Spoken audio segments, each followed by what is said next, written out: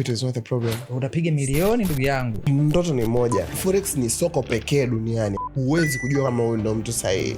Kama Baresa ni bilionea, kwa nini anauza maji ya kunywa? Nagundua ni ubatili na ushirikina mtupu. You are not well equipped to know all that. Tuamka saa 6 usiku, sio saa ngapi? News zile za RBNZ Kama uganga.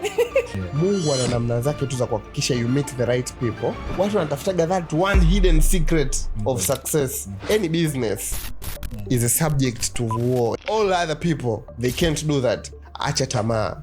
You're not depressed, ni kwamba huna hela.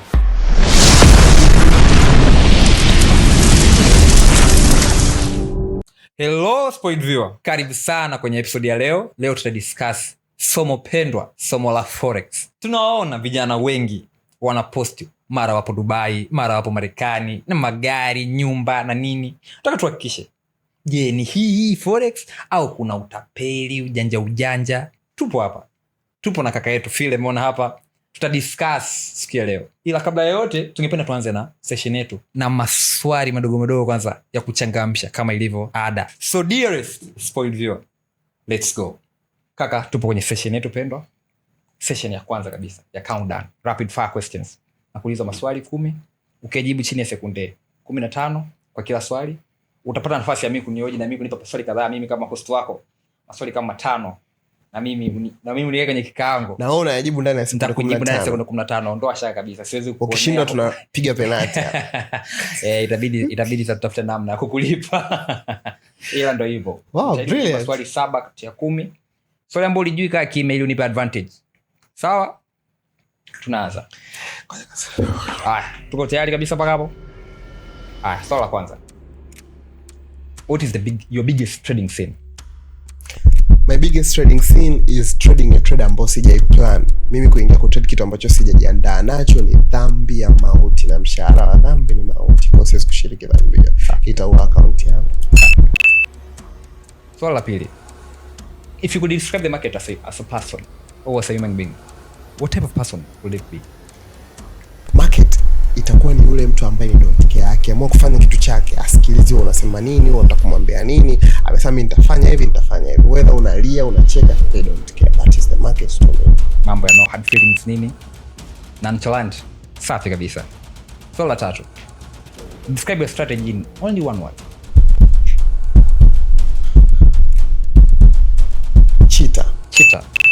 Cheetah ya mnyama, cheetah ya person cheating. Swali la 4 just for clarification. This I would prefer clarification. Unajua mambo ya lugha ya kufanana itatupotezea hapo. Nitajibu kama swali lake la 4, cheetah mnyama. Na unajipunguzia, unatafuta maswali ya kunihoji baadaye. Hakuna shida. So, another question. What do you value the most? Kwa sasa hivi kwa sababu ya experience yako kukaa sokoni kwa muda uliokaa, discipline au intuition? Kipi ambacho unakitumia sasa hivi sana? Natumia vyote viwili, lakini kwa kiasi kikubwa intuition ni kama ni cheche za moto, lakini nidhamu ndio inayo contain ile intuition yote. Kwa mimi nimefocus sana kwenye nidhamu. Bila nidhamu huwezi ukafanya vitu kwenye level hizi za kuendelea. Swali la 6. Ni kitu gani ambacho huwa unajiambia ukipata hasara? Yaani ukipata hasara hiyo, huwa unafanya vipi? Nikipata hasara, it is clear nimekosea ama kuna unexplainable event imetokea sokoni. Mfano, kuna gap limetokea, labda kuna slippage. Hiyo hasara ya hivyo, I thank God. Sawa kabisa. Na ni kitu gani ambacho huwa unafanya ukipata faida kubwa? Sababu una faida kubwa, huwa unafanya nini? Honestly, nikipata faida kubwa, I don't react much kwa sababu I'm like, it's done, what's next? Okay, good. Not bad. Swali la 8. Ni what is one lie? I need the biggest, by the way. Yani, the biggest lie that traders, especially newbies, tell themselves kwenye swala zima la Forex? Mimi nikishafika mahali pa kupata $1,000 ni maisha yangu yatakuwa hivi. Yani nitakuwa sina tamaa, nitakuwa sifanyi chochote. Nikiwa na mteja $1,000 nitakata lote 0.1. Nitaishi maisha mazuri sana. Mazuri mno. I think that's it. Okay, good. Okay, another question number 9. What do you usually do ukiwa kwenye losing streak? Yani unakuta umepiga trade kama 5 ngapi,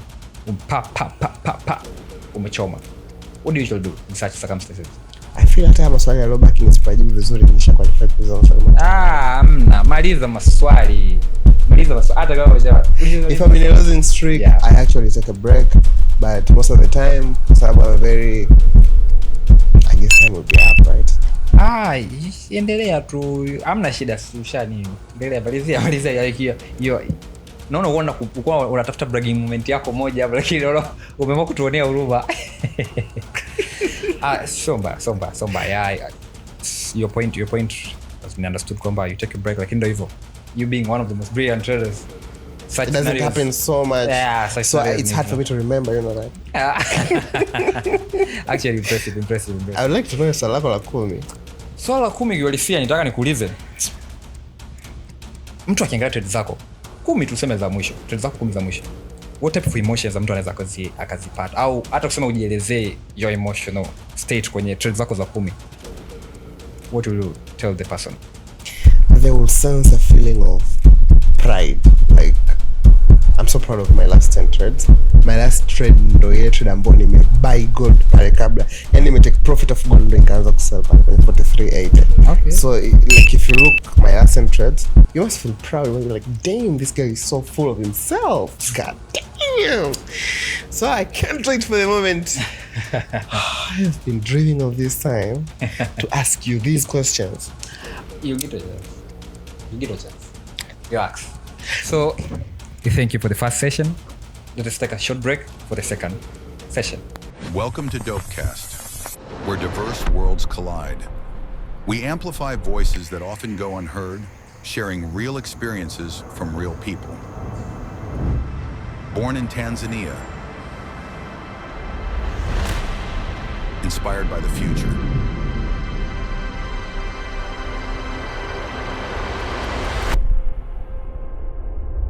Stay locked in, because this is where tomorrow is made. Welcome back. Sasa hivi tumpe guest wangu, nilimwahidi kwamba akijibu maswali yangu vizuri kabisa na mimi nitajibu maswali yake. Sasa kaka, wacha nikupe uwanja. Kaka Philemon, karibu. Asante sana. Ndio. Maswali yangu yatakuwa mepesi na naomba nikupe sekunde 10 tu. Ama sekunde 15 zile zile. Hamna shida. Wewe toa sekunde zote, mimi ni host nimequiver kwenye hii swala. Kwenye maswali yako yote ulioniuliza, ni swali gani ambalo ulikuwa unategemea hapa na mkamate? Kiuhalisia kitu ambacho nilikuwa nategemea ni kukamate. Ilikuwa ni swali la describe the market, ni kama nani, yani ni binadamu gani, personality yake. And you answered it very well. I'm actually impressed. Okay. Thank you so much. Swali la pili. Ndio. Unadhani ni shilingi ngapi kwa mwezi inatosha mtu akawa forex trader? Forex trader. Kumwambia mtu ni kiasi gani kinatosha inategemeana na matumizi na kazi na nini. Kwa hiyo inategemeana na point of reference. Kama ni kujitegemea, watu wengi 500,000, 600,000. Inategemeana na mkoa pia. Kama upo Dar es Salaam 500,000, 600,000 inaweza kuwa na Sohera. Ndio inategemeana na alipo. Hivyo. Ili mtu awe successful trader inabidi awe nini na nini? Kwenye successful trader kuna tofauti ya kuwa successful trader na successful analyst. Kwa uzoefu wangu, successful trader ni mtu abidi ujitambue, uje kusoma chati, uje kuzoea soko, tabia zake na nini, vitu vyote hivyo unafanya successful trader kwa uzoefu. Swali langu la mwisho nataka liwe zito. Take your time. Nataka take your time. Mimi nilikaa nikajiandaa. Bro, ile hamna kwa mwezi mtu kama ni forex trader, hamna. Wewe unataka uniweke kwenye mtego na watoto wa watu. Yaani hamna ni nasikia washikaji wanapiga maforex. Ile hamna kwa mwezi unaweza kufunga kama shilingi ngapi? Yaani mtu anaweza kalaza shilingi ngapi hivi? Ndo anaanza. Ameanza bado tuseme na mtaji wake $200,000. Hamna kabisa. $200,000 hapo ni kama dola. Samani. $200,000. Ndio. $200,000 kama $80 tukichukua hapo ukikata hapo njiani umekata umekata ni nini? Chukua hapo hivi $80 hapo tuseme kwa mwezi. Ukitrade kwa heshima kama wanavyokufundisha, ukifika hata 50% umefika mbali sana. Thank you. Kwa 50% umefika mbali. Kwa hiyo mimi kama 50%. Nashukuru sana. Ndio. Umebahatika kupata maswali yako 4. Congratulations. So bad kama moja na mimi kuna ambao niliacha. Kuna swali langu lilikimbia lakini so bad. Nilikaa kihuni sana ile unakutana nago kwenye bro, kwa hiyo forex hamna. Ilibidi mwenyewe niliwekea siasa maana Kila mtu ana 200,000 anataka kujua yani analaza shilingi ngapi kwa siku. Biashara sababu unajua ni kwamba kila mtu anakuja na mentor wake. Na mentor anakuambia kwamba capital is not the problem. Unapiga milioni ndugu yangu. Wewe tu. Ni wewe tu. Milioni kwa siku. Huku tuna download pesa za kudownload. Haina pesa za kudownload by the way. Yani wewe tu bro. Kwa amna. Wewe tu. Sema anyway. Kaka Phil. Kabla yote, kabla hujajua mambo ya forex na nini, ulikuwa nani kabla ya forex? Like ulikuwa unafanya nini? Ulikuwa wapi? Ulikuwa unafanya nini hivyo?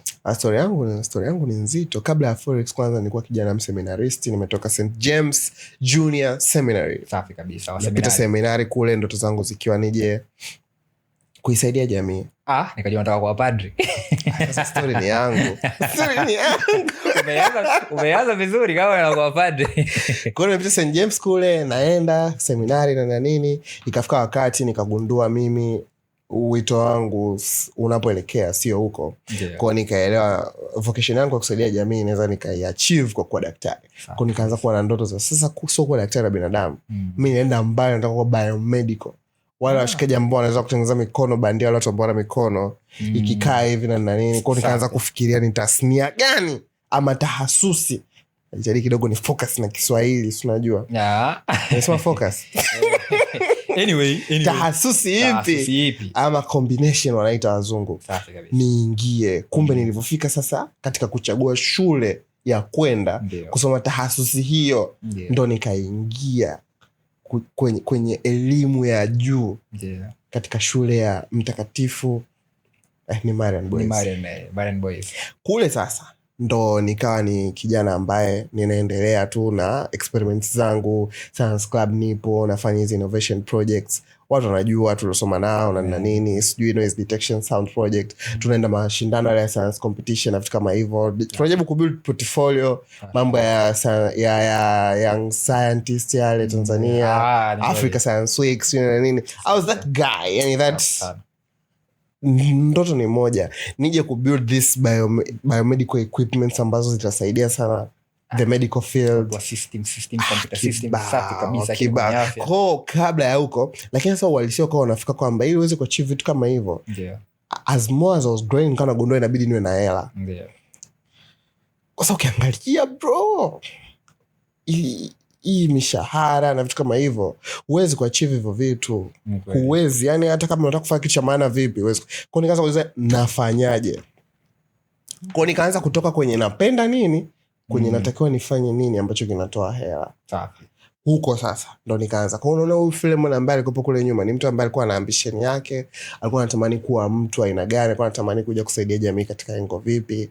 Mambo yakaenda, akafika, safari yake ikaenda hadi pale form 6 sasa. Huyu ndo Philemon kabla ya forex. Kabisa. Ningependa kusummarize kitu. Tuambie specifically ni wapi ulipojifunzia forex. Yani like uliposikia forex. Hata kama sio kujifunza, uliposikia kwa mara ya kwanza forex. Sema fuatilia pale sasa form 6. Okay. Kama kawaida unajua class monitor na nini. Guys keep quiet. Alafu tunarudi nyuma tunakaa na wanetu backbenchers. Unapiga story na hela maisha ya fairness. Kwa hiyo katika kupiga story na washikaji kule nyuma, stories hapa na pale tumemaliza mitihani na nini backbencher akapita mshikaji mmoja, sitaka kuja kumsahau jamaa. Akawa anaongea. Na unajua pale tunajiuliza sisi tunamaliza form 6. Tunavyoenda tunamaliza form 5 tunaendelea form 6. Soon tu tunaingia chuo. Unapata wapi hela bro? Unajua yani chuo sisi ndio tulikuwa story zetu. Of course backbenchers unajua story tutagusia shule ya boys ile, tutagusia na story nikisema tutagusia na story upande wa pili. Maana unajua tena. Lakini tulikuwa tukitoka kuangalia stories za upande wa pili ni za magari. Lazima tuje tena tusisitize kwenye swala la pesa. Tulikuwa magari tunayanunuaje? Magari hayaji tu, hayakufuati. Umeona kuna mtu atamini ni magari pekee. Ni magari na pikipiki yote. Kwa magari yale tulikuwa tunapiga stories za magari. Magari ile Ferrari, noma. Ile brazangu anaendesha sana chuo. Brazako anaendesha Ferrari chuo ndio. Anapata wapi hela? Anabeti. Ndio huko tunaanza kusikia stories za kubeti. Mshikaji mmoja akasema, "Hivi mnajua forex wadau?" Sawa. Kila mtu kimya. Afu ujue si kawaida sisi michongo ya hela kutokuijua. Huu ni upi? Kwenye mdau huo wa vijana. Sababu mdau huo kwa vijana. Huu ni upi? Mikeka minini. Cha muhimu kuna fursa ya pale sasa. Ndo naanza kusikia neno forex. Safi kabisa. Baadaye hivi sijakaa vizuri, nasikia mimi kakaangu kuko ndo anafanya hii, kapiga hatua, unampata jamaa fulani Insta anaitwa XYZ. Okay. Kasoma na kakaangu mpicha. Kakaangu mimi ana nyumba Kigamboni anafanya hii. Okay. Kama bro, teach me. Safi kabisa. Mimi sijafundishwa bado. Mimi bro anasema nikijifunza hii issue nitaacha hata shule. Ni kweli. Kwa nini? Kwa sababu ina hela mna. Biashara ya kwanza mbona unaambiwa sasa kwa nini umekataa? Yani utatajirika sana. Akasema hamna, hii utatajirika sana, alafu it's not good for you. Guys, mbona kama story fine? Mbona kama it makes sense? Hapo ndo ninaposikia forex ni nini kaka. Kwa hiyo nisiendelee nikatoa utamu wote, lakini in short ilikuwa ni hiyo moment. Kwa mfano kuna rafiki yangu mmoja kwenye hizi story mada mbalimbali kuhusu issue ya forex, ni kwamba yeye alimuona wote wamekutana chuo na mjua kuhusu forex. Rafiki yake akaweka $100 akapiga pale akaichomoa $100 ikafika 200. Ile 100 akaitoa akaishika. Alivyoona mtu kaishika akasema nitafia hapa. Hii kitu lazima nijue. Hasa kaka kwako wewe, nini ambacho kilikusukuma? Maana watu wengi wanajua kuhusu forex. Kwa mfano huyo hapo rafiki yako ambaye aliambiwa kwamba forex itakutajirisha lakini usiisome. Yeye akaona staki. Nini ambacho kilikusukuma? Your motives. Nini ambacho kimekufanya paka usome forex? Sasa mimi baada ya kuniambia tu usisome utatajirika, sasa lazima acha ujinga wewe. Acha iniharibu. Kwa pale nikasema sikiliza, kwani hii kitu anaijua yeye peke yake? Safi kabisa. Nikaanza sasa kuuliza maswali. Kwani ikoje? Yani mimi nilikuwa shavurugika hapo. Unajua form 6 hapo tunajiandaa ndani na nini hapo kabla hata ya corona ile. Kaambia bana hii ngoma inahusu unabidi uwe na nini? Simu tu bro. Simu tu au laptop. Inafanyaje kazi? Hii ngoma bana ni hivi na hivi, unaweza kufanya popote ulipo ukiwa na mtaji shilingi ngapi? Okay. Basically unaweza kaanza na mtaji. Lakini mimi bro aliniambia ukianza na mtaji mdogo sana unafanya kama kamari, utapoteza. Okay. Ukishajifunza vizuri, weka pesa kama $1,000 na kuendelea mbele. Kidogo wewe utakuwa serious na unachokifanya. $1,000 ni milioni 2. Okay. Sasa yeye kajifunzaje? Akaniambia ubaya wa hii kitu. Sasa mimi baada ya kuona hizo faida zote, kama mzee jamaa wangu, hii kitu ni nzuri sana. Changamoto zake ni hamna kitu kizuri tu, inabidi tuambie kwa sababu kibaya. Nimesha system, I'm in. Hata kama kuna changamoto usiogope. Zilete tu. Wewe niambie. Huu ndo muda nizijue. Akaniambia bro, kiukweli kupata mtu sahihi wa kufundisha ni kipengele. Okay. Safi. Kupata mtu anayejua na wengi wanaojua. Nikamwambia la kweli mwanangu, kwa sababu huyo anayejua nitamlipa shilingi ngapi? Kwa sababu kama hakika nikamuuliza kwa mwaka. Sitaka kwa mimi niulize hilo swali. Kwa mwaka unaweza kuingiza shilingi ngapi kiasi $1,000? Watu wanajenga watu wanajenga vile. Nani kweli hiyo kwa mimi. Yaani hapo I'm gasping. Kijana noma hiyo hapo kabla ya corona, pre-pandemic era. Ningependa kuuliza rafiki yako bado anaamini kwamba akijua forex itamharibu au ameshafika muda na yeye kwamba hataharibika? Of course story ya rafiki yangu, hii story inaendelea mbele. Baadaye nadhani rafiki yangu alikuja kuanza kujifunza na nini, kaka inabidi ampe nondo kijana. Okay, vizuri sana. Sasa umeongea kuhusu forex, umejifunza fanya nini na wapi. Kwa kifupi, mtu ambaye what is forex? Forex nini? Forex naweza nikasema ni kama soko la Kariakoo. Unavyoenda Kariakoo pale kuna mzunguko wa watu wengi. Kwa hiyo ukitaka kuuza simu, watu wako wengi wanaweza kununua. Ukitaka kununua simu, watu wanaouza simu pia wako wengi. Kwa hiyo kuna liquidity kubwa.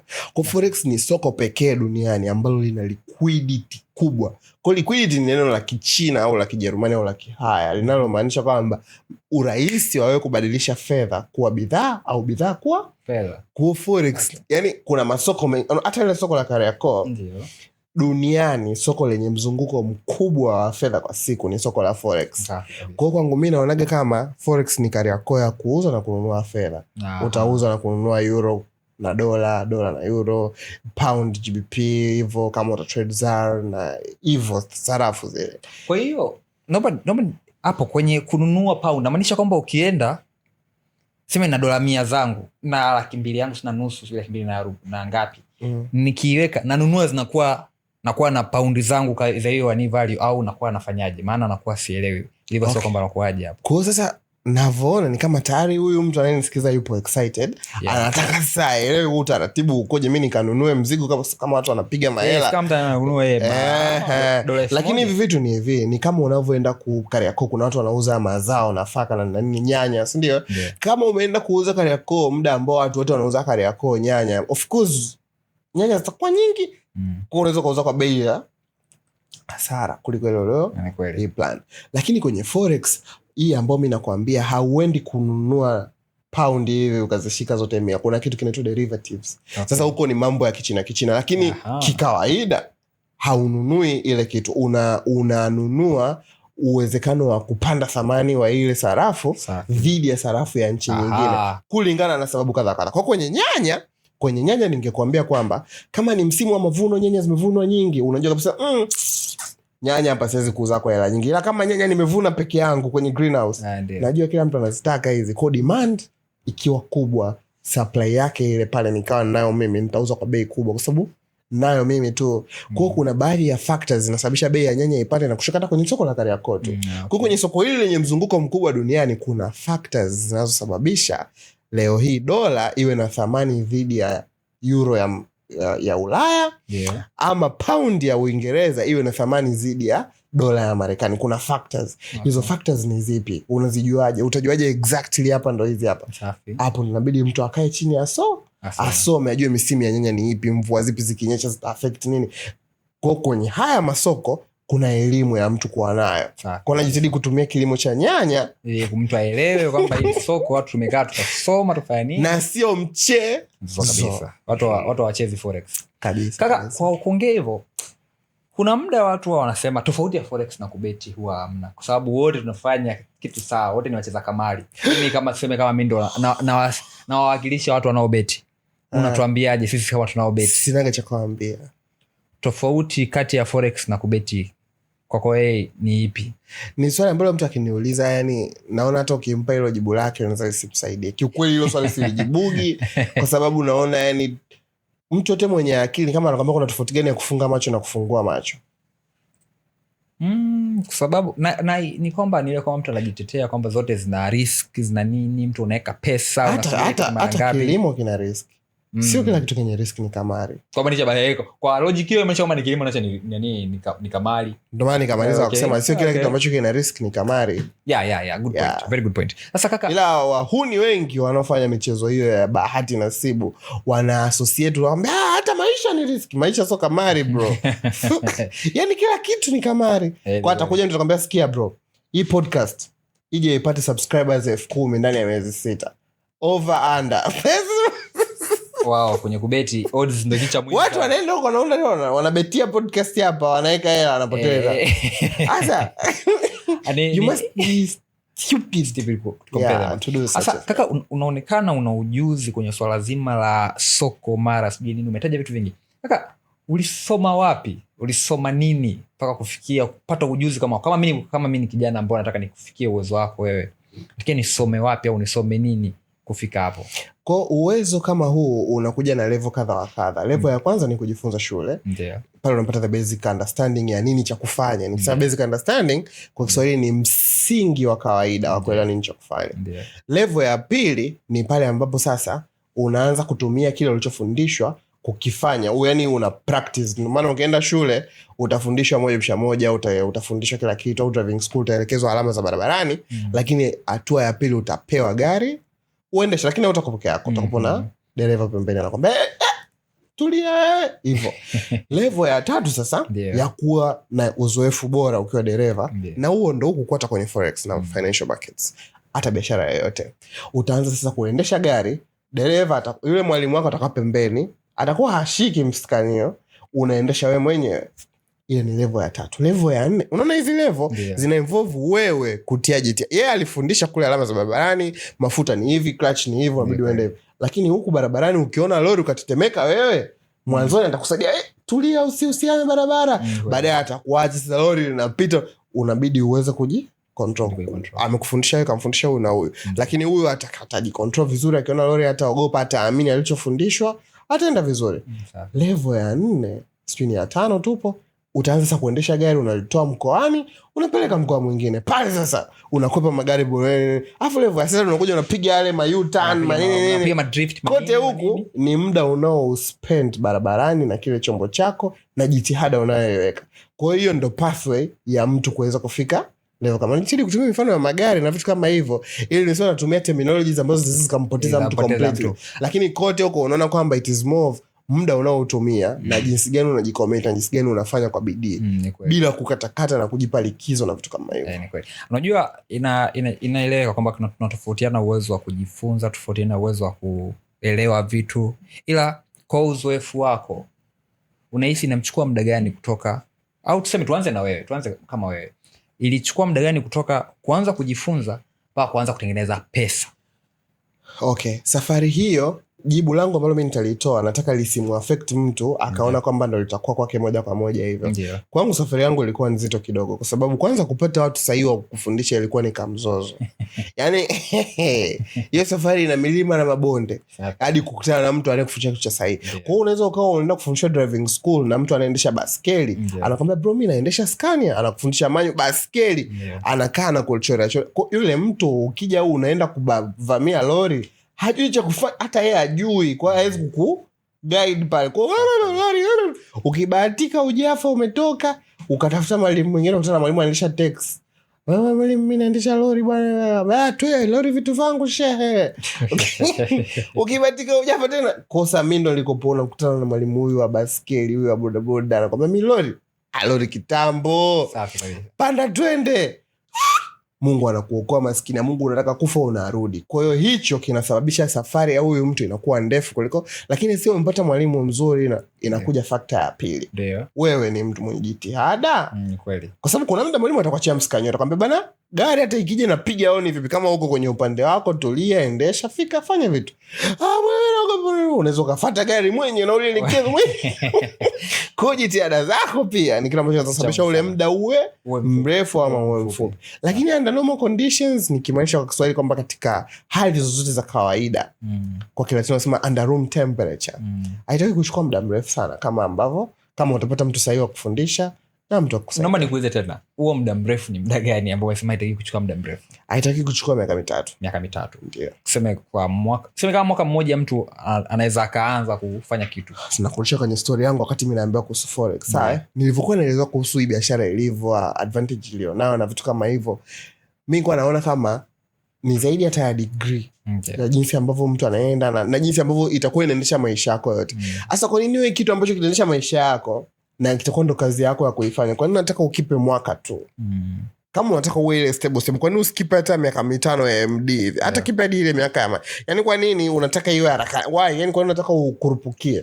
Ni kweli. Ndio hicho ambacho mimi naona kama mtu anakuambia wiki 3 hivi, unajua tu mtu wewe huwezi toboa, wewe utafuata lori mwenye. Kwenye swala zima la kujifunza, umeongelea ishi ya mwalimu kuwepo, kukufundisha, kueleza alama barabarani na nini. Tunapenda kuwaita mentors, watu ambao watakuongoza, watu ambao utawafuata kwa ushauri, kwa maelekezo au kukupa mwongozo wakati unajifunza. Kwako wewe ulipata mentor? Hiyo ni swali kwanza, ulipata mentor? Kama nilivyokuambia, watu wakwambia brother panda twende au ndio mentor wapo. Lakini mpaka pale ambao unakuja sasa ushakanyanga mafuta, anakuambia bana kanyaga, anambia mzee hiyo naijui hiyo. Kuna kutosha pande mpone maskini ya Mungu ujafa. Wale watu tunakutana nao, wale mimi nimekutana nao hao sana, wengi sana. Unampa mtu, umepambana, umepata kila chako kidogo, umempa, anakufundisha. Afu wale jamaa soma tape. No. Anachokijua ndo anachokufundisha. Okay. Yani haja kuibia, ila tu ni kwamba hicho ndo mimi natumia. Kwamba kinampa matokeo kama hajafa ni yeye, lakini yeye ndo anavyoendesha. Yeye anavyoendesha hivyo. Ndio kwa hiyo sema hiyo mimi sitaki tena. Unakuta sasa ushaona anakuambia pashika breki, unajua hizo breki. Umeona unaona hivyo. Kwa hiyo mpaka baadaye sasa unakuwa ukishaona vitu vyote vile. Unajua hii ni mafuta, hii ni hivi na hivi na hivi. Kwa hadi baadaye unapokuja kukutana na mwalimu ambaye sasa yeye anakuja anakushika mkono kidogo, inakuwa rahisi kwa sababu unajua hii ni kosa, hii ni kosa, ni una phobia. Yeah. Kwa hiyo maana yake yani inakuja kuwa easy kwako kujifunza vitu vingi na kujua hiki nikikifanya kitakuwa vile. Kwa hiyo ni kama unakuwa umeanza kujifunza wewe mwenyewe hadi pale ambapo unakuja kutana na mtu anakufundisha, unaona okay hichi kina make sense, lakini akikwambia hicho nikitumia yani nikienda mazoezi kama anavyosema nitapotea. Kwa hiyo utachukua cha huyu, utachukua cha huyu, mwisho siku utakaa utatoka na kitu chako kipo. Bado ukiendesha gari, cha kwanza unawasha, unafunga mkanda, unatoa handbrake kama ni automatic, unakanyaga mafuta, unatoka unafanya nini safi. Hilo unatoka kumbe sikuangalia pembeni, kitu inakupiga pale, unajua kumbe nimekosea. Kumbe wale ambao tu ukitoka hivyo unaenda kwa unagundua kosa experience. Kuna kumbe sio siku zote tu unatoka. Kama ni barabara ambayo ina hiyo kunitakuwa angalia hivi na hivi. Kwa hiyo ndio experience sasa. Kwa unavyokuwa more experience, ukija kumfundisha mtu mbesa sikia. Kikawaida ni hivi, lakini inabidi sasa ukitoka uangalie hivi na hivi. Kushoto uangalie side mirror. Lakini ukija kufika highway nitakufundisha jinsi ya kuendesha highway. Kwa sasa kwa sababu unaanza endesha barabara za huko. Kwa hiyo ndo mentorship journey inapokuwa. Kwa tukija hapo kwenye swala la walimu, umesema kuna walimu changanyikeni, kuna walimu ambao wanajua wanakufundisha vizuri. Sasa mimi ni kama mimi ni newbie. Namjuaje kwamba huyu mwalimu naweza nikamwamini? Hawezi kujua. Kwa hiyo inabidi trade tu kama kuku. Ni kusali na kuomba Mungu. Huwezi kujua, huo ndo ukweli. Ningependa nikuambia mbona ukiniangalia unaniona? Lakini kila mtu atakwambia hivyo. Sasa kwa sababu kila mtu elewa, kila mtu mwenye kamera na microphone na mwenye uwezo wa kuongea mbele za watu anaweza kwambia watu ni wewe, lakini angalia tu angalia tu utatuona, utaenda kitu, kwa sababu si ndio huko tuliwapata mzazi, tunaona wapi? Lazima tuliwaona kwenye social media, tuliwaona wanatangaza, wanaonyesha post zao kule, sijui anatumia roboti anapiga hela. Bro, unaona huyu anafanya bro, umeona? Tunawafuata, tumepita kote huko, unaona signals za unaenda kwa South Africa, tunajua, ndo utawaona kwenye social media na huenda na mimi utaniona huko, lakini ukweli huwezi kujua kama wewe ndo mtu sahihi kirahisi. Kama wewe ni beginner ndo unaanza, huwezi kujua. Ndio maana nikaanza nakwambia mimi nilipofika ile point ambayo ukiniambia kanyaga niambia hiyo najua. Kwa kama Mungu amekusaidia ukakutana na mtu kwa bahati nzuri ambaye ana hiyo experience, kapita huku anajua, yani ana makovu na makovu ya kutosha. Makovu ndo huyo ndo at least, yani huyo ndo neema kutoka mbinguni Mungu amekupa. Hata kama atakufundisha kwa miaka 4-3, mshukuru Mungu, fanya kwa bidii kile anachokufundisha, fanya kwa moyo, utatusua tu. Okay, sasa inakuja changamoto nyingine hii hapa. Watu wanajiuliza, kama unatengeneza pesa na wewe ni mentor, kwa nini tukulipe? Kwa nini unataka tukulipe? Yani kama nimekuelewa vizuri, kama Baresa ni bilionea, kwa nini anauza maji ya kunywa? Ile anauza tu chupa bei ya package. Sababu tunakuja kupambana na issue kwamba hatujui nani ni mzuri. Na mnataka hela zetu. Wewe kama unataka kwenda kujifunza kitu ambacho kitakupa freedom ya maisha yako, kama utaanza kujifunza vitu kama hivyo, ndio ili upate. Kwa nini unataka ukipate bure? Yani achana kwanza na huyu kwa nini anataka hela yako. Wewe kama wewe, kwa nini unataka ukipate bure? Pale kuna value ya kufundishwa. Umeona? Kufundishwa ni skill. Sio kila mtu ambaye anajua kutrade vizuri anaweza kukufundisha vizuri. Kuna mtu anajua kutrade kweli, lakini kukufundisha hawezi kwa sababu nyingi tu. Lakini kuna mtu ambaye anaweza kukufundisha vizuri zaidi na ukafika mbali zaidi. Umeona? Kwa hiyo lazima umlipe. Kwa sababu anaweka ujuzi, yani ile ni biashara nyingine. Unamlipa, anakufundisha, tena shukuru Mungu akikuchaji hela ndogo, inabidi akuchaji pesa za kutosha. Kwa sababu remember, wewe ndo una shida. Yani amnaga mtu anakufuata kwamba lete hela, wewe ndo utaenda utampa mwisho wa siku. Bana naomba unifundishe. Ni wewe ndo usaini nimeibiwa na ulituma ukushikiwa bunduki. Wewe mwenyewe ndo umempa. Kwa sababu wewe umeelewa there is a need ya wewe kufundisha. Hayupo mtu atakuja out of nowhere atakwambia na kufundisha bure. Kama anafanya hivyo atakupa link ya affiliate ya broker wake. Njoo bonyeza join, jifunze bure. Deposit kwa wewe hivyo atapata tu hela mahali. Sasa kwa nini usikubali ukaenda tu mahali paliponyooka, ukalipa vitu ukaenda, ukachana na zile kasumba za umepewa bure toa bure? Hakuna aliyepewa bure hiyo elimu. Kwa sababu mtu kapoteza hela akajifunza kwa jasho, kaenda hivi. Na ikapitia kwa mentor wake au uchwala pige bei, yani lazima pige bei kiasi cha kwamba yani hata wakija basi unafundisha unawagonga bei ili wapotee kwanza wale ambao hawako serious. Wanapotea yani. Blaza shinga mimi sisemi usifu. Yani tena kama unajua gonga bei na usiwe na bei moja. Akija huyu unamwangalia anaweza 100,000 unamwambia ninafundisha kwa 700,000. Akija huyu wa 1,000,000 1,10,000. Yani hakikisha yule mtu anaenda nje ya njia yake, anajituma apate yale maumivu. Hapo sasa ndo atakuja kujifunza, kwa sababu kuna changamoto, unajitoa, unajidedicate, unamfundisha mtu fanya hivi na hivi na hivi, alafu anafika mahali katikati anaona bana, unajua, unakuta umeacha vitu vyako vya maana ule muda, kwa sababu kama nikutesi ungeza ukatodo kufanya na vitu vyako ule muda wako ule, unaangalia assignment, unafuatilia. Mtu anafika mahali anaacha tu, ana quit. Kwa bora kama atafanya hivyo ashakulipa vizuri, yani sio hela, lakini yani hatilia useme at least bwana, yani yani ile kwamba unampa unafanya kazi ya kufundisha mtu bure. Yep. Inakuwa ni kazi ngumu sana, maana ajitumi, haoni thamani ya pesa yake, si ndio? Kwa hiyo ukimwambia alipie, kichwa kinachangamka kidogo, anafikiria, anaona okay, mimi bana na hii hapa tu, ini lake anaipoteza. Okay, safi sana. Turudi kwenye upande wako wa kusoma.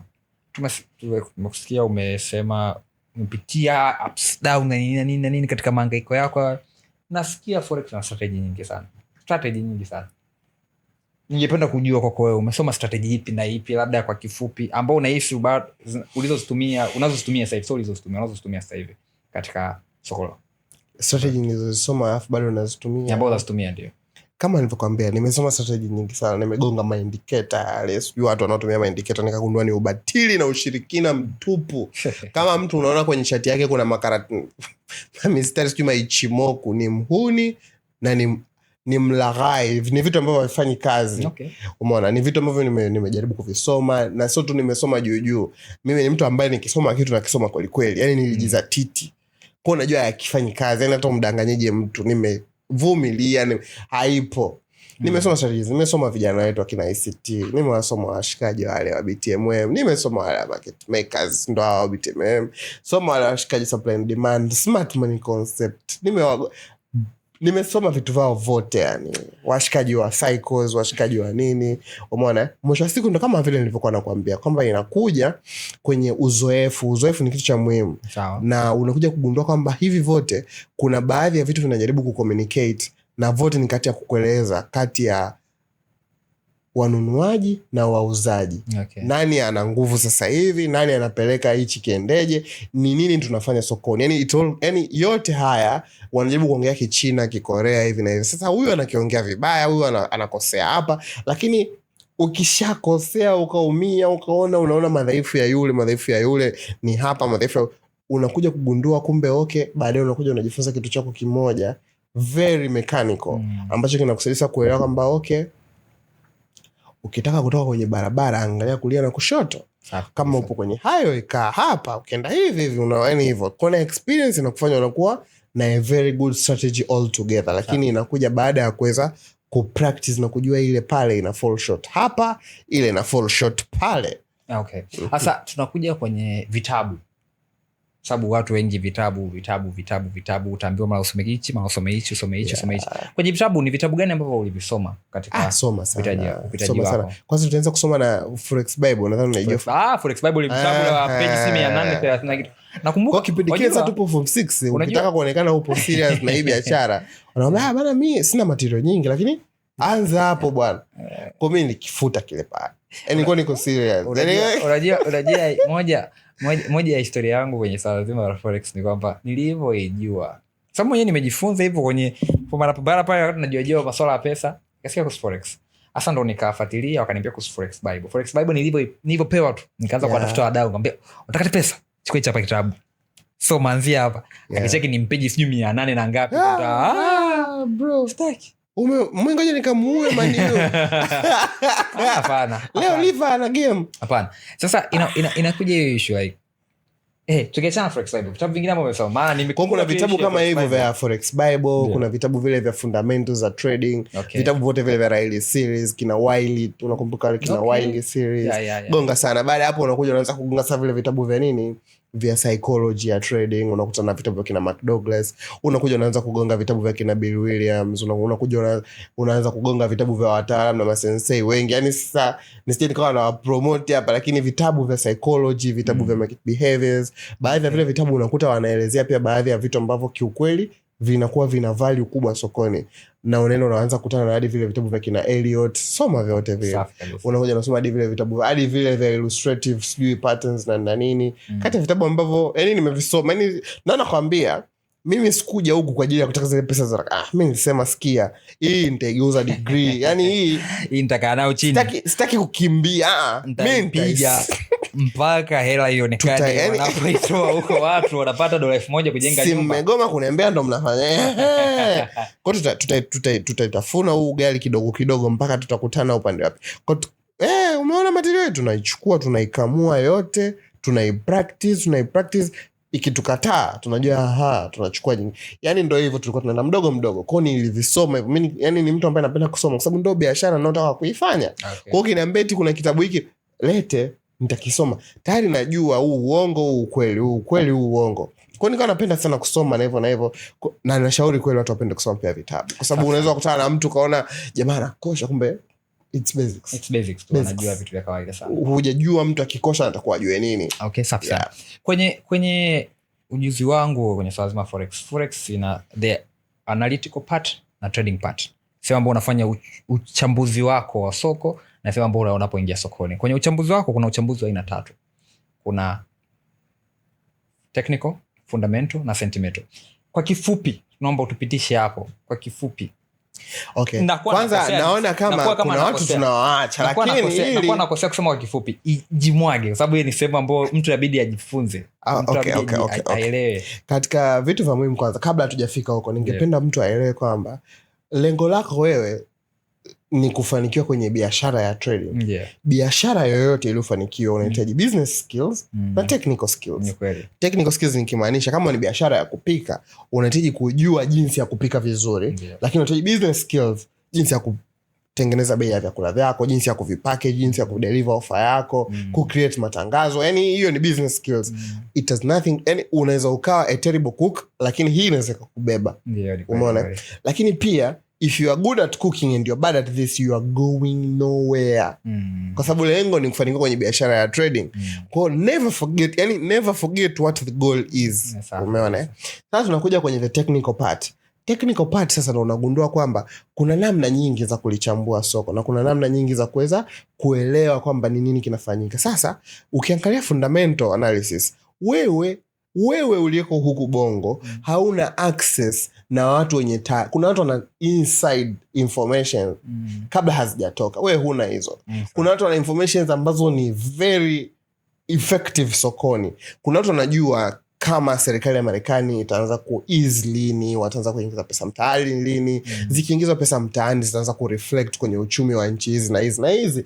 Okay, hizi non-farm payroll data zitatoka siku fulani, zitakuwaje? Zikitoka manake zitakuwa zina impact gani sokoni? Umeona, wanajua CPI itakuwaje, zile wanazo hizo access. Watu kama wale wewe huwezi kushindana nao. Kwa unasema fundamental analysis, price, I have to look at the fundamental analysis.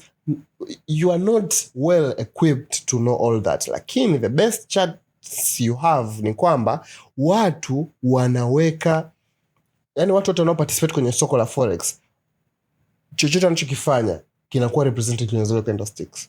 Kwa pale you can be able to tell.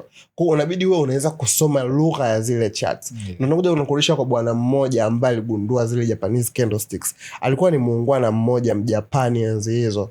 Tumuite Tokinaga au Shaw whatever. Mjapani fulani hivi kijana young Gen Z wa enzi hizo whatever. Anapiga aswaso za familia yao na ni ghafla mshikaji tu curious yuko na kalamu na peni ana record bei ya soko likifunguliwa leo mchele bei gani ana record.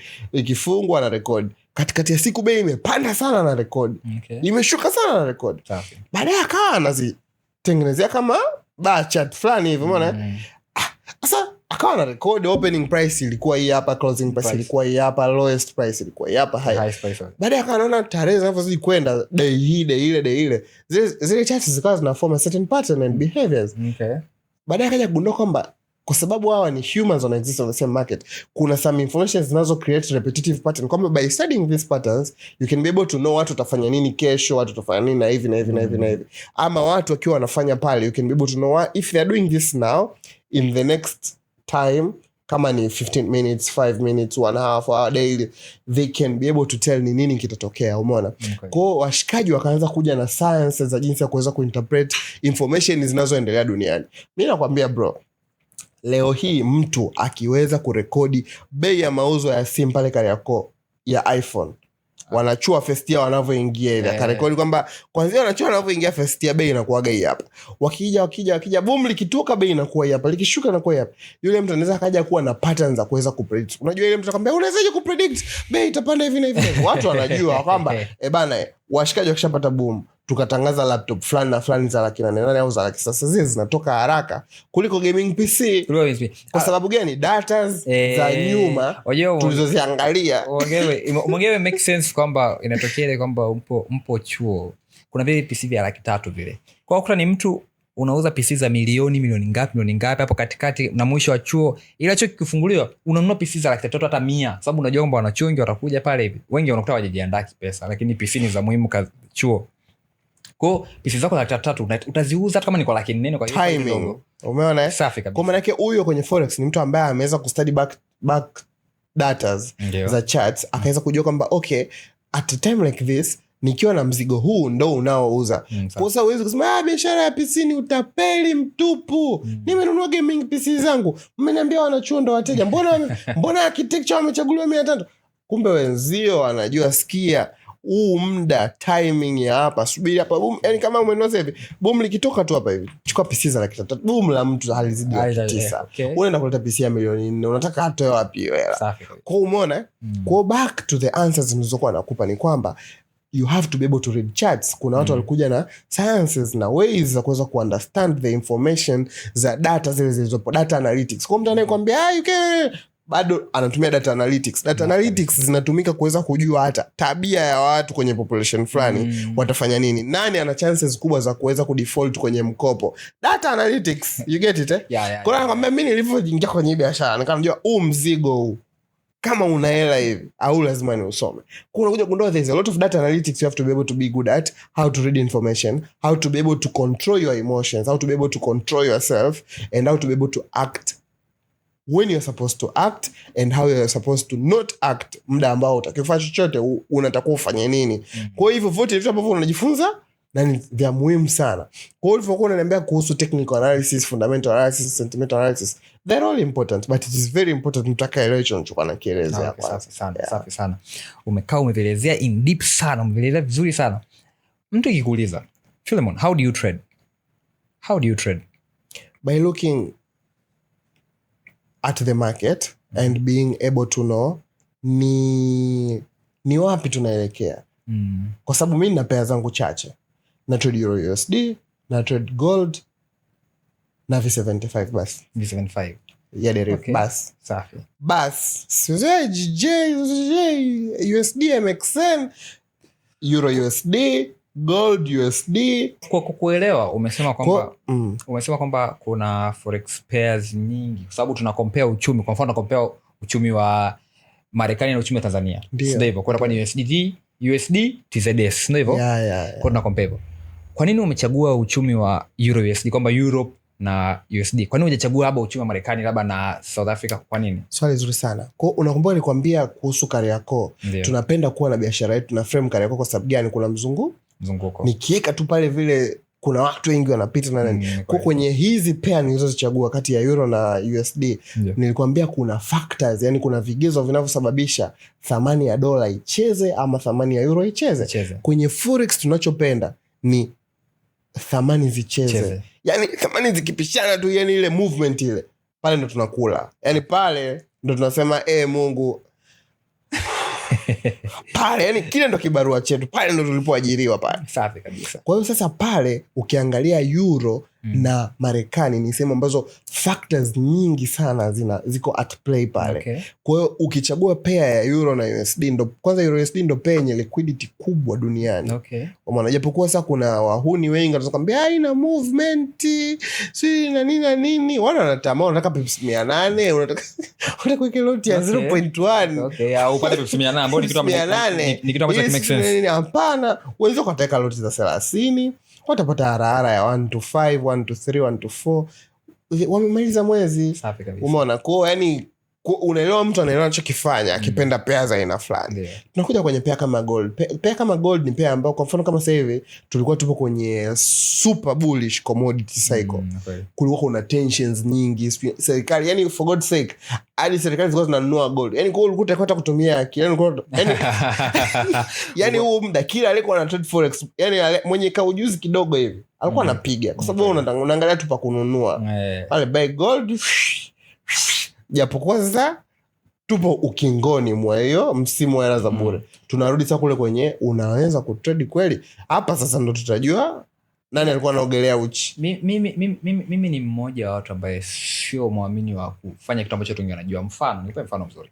Nilinunua shares za CRDB zikiwa 650. Nimezinunua nikakaa nazo. Watu walipoanza kuziongelea shares za CRDB nikasema naomba nitoke.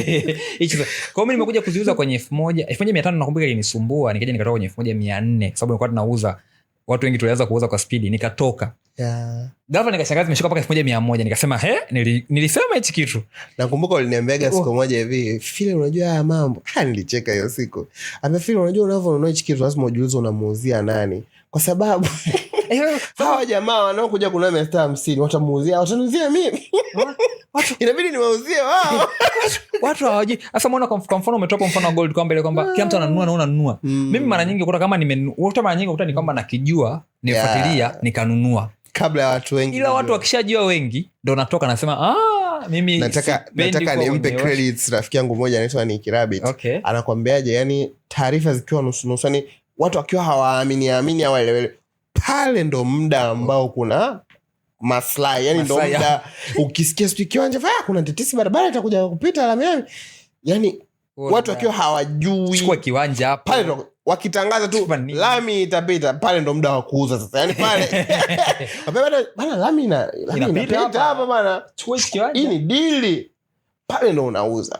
Ila ukingoja lami ipite sasa, ndo unaenda kununua kiwanja, unaona ndo umewahi umeenda na maji yani. Kwa sababu kwenye financial markets unachokuja kugundua it's a zero sum game. Forex is a zero sum game. Yani hatuwezi tukawin wote. In the sense of hela unayo lose wewe, kuna mtu ameichukua, kuna mwingine unamfaidisha. Ukinunua coin tuseme Solana, wote tumenunua, tuko watatu. Solana nikasema ikapump bei, si ndio? Ili mimi niweze kupata hela ninavyo buy, ninavyo sell pale, lazima kuna mtu anaye buy.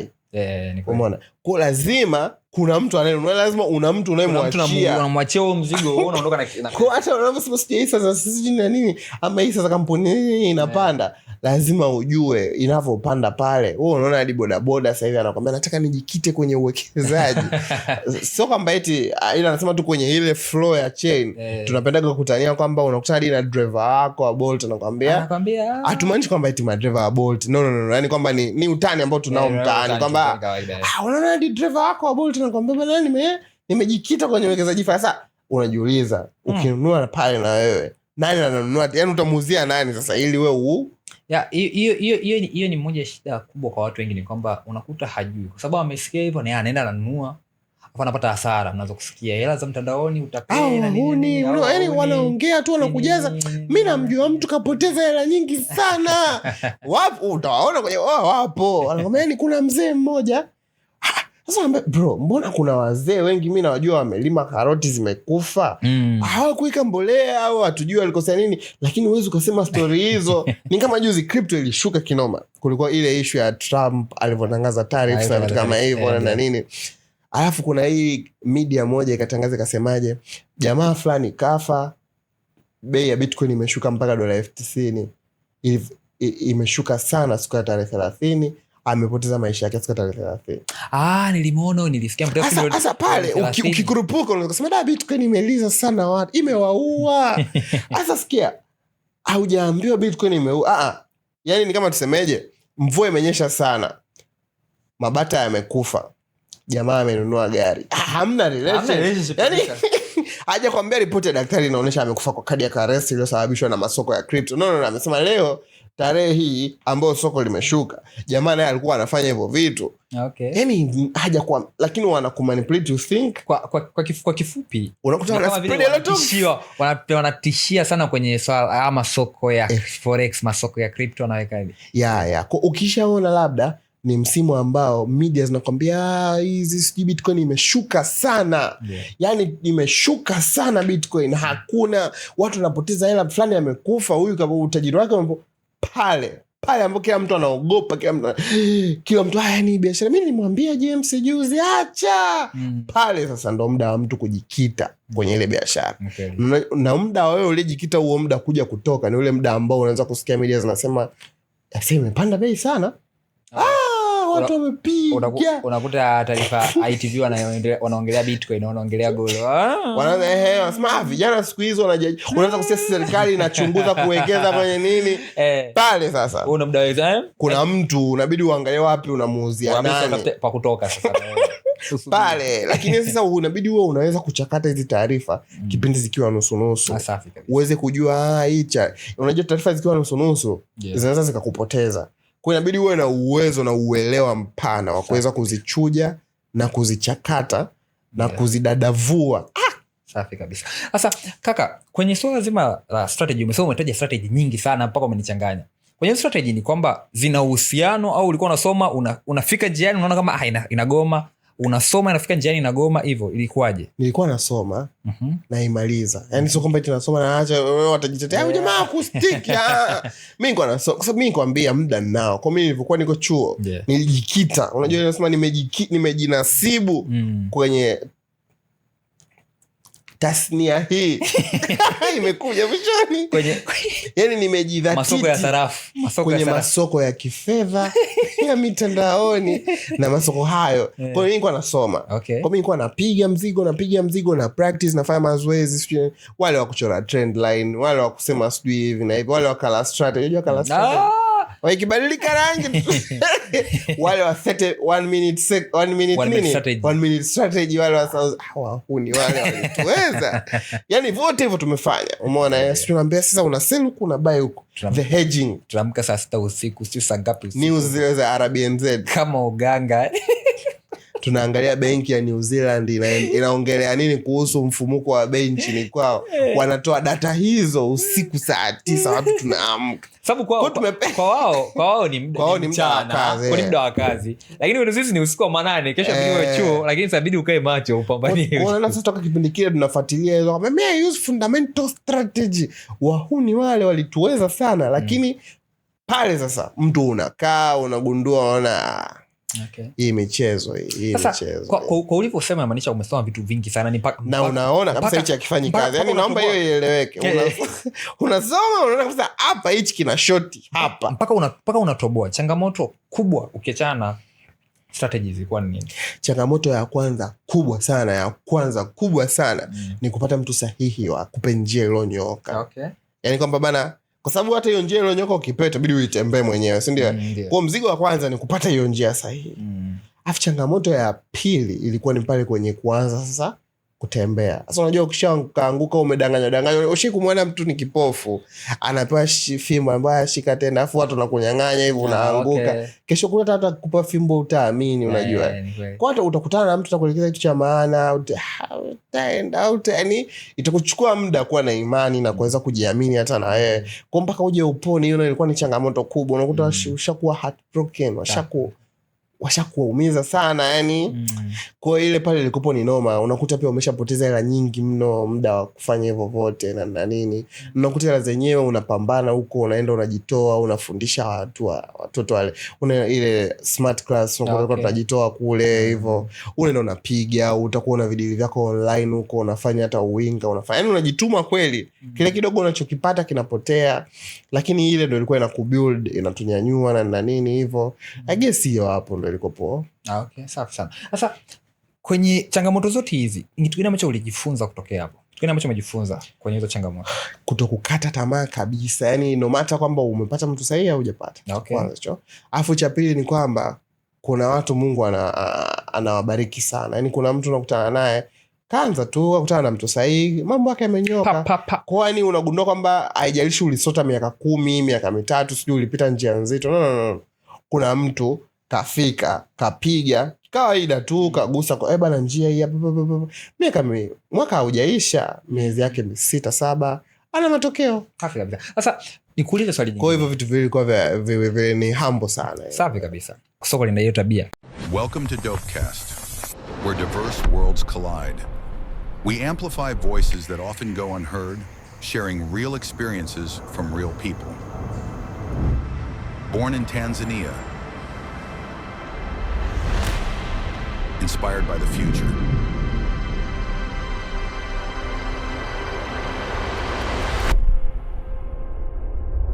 Stay locked in, because this is where tomorrow is made.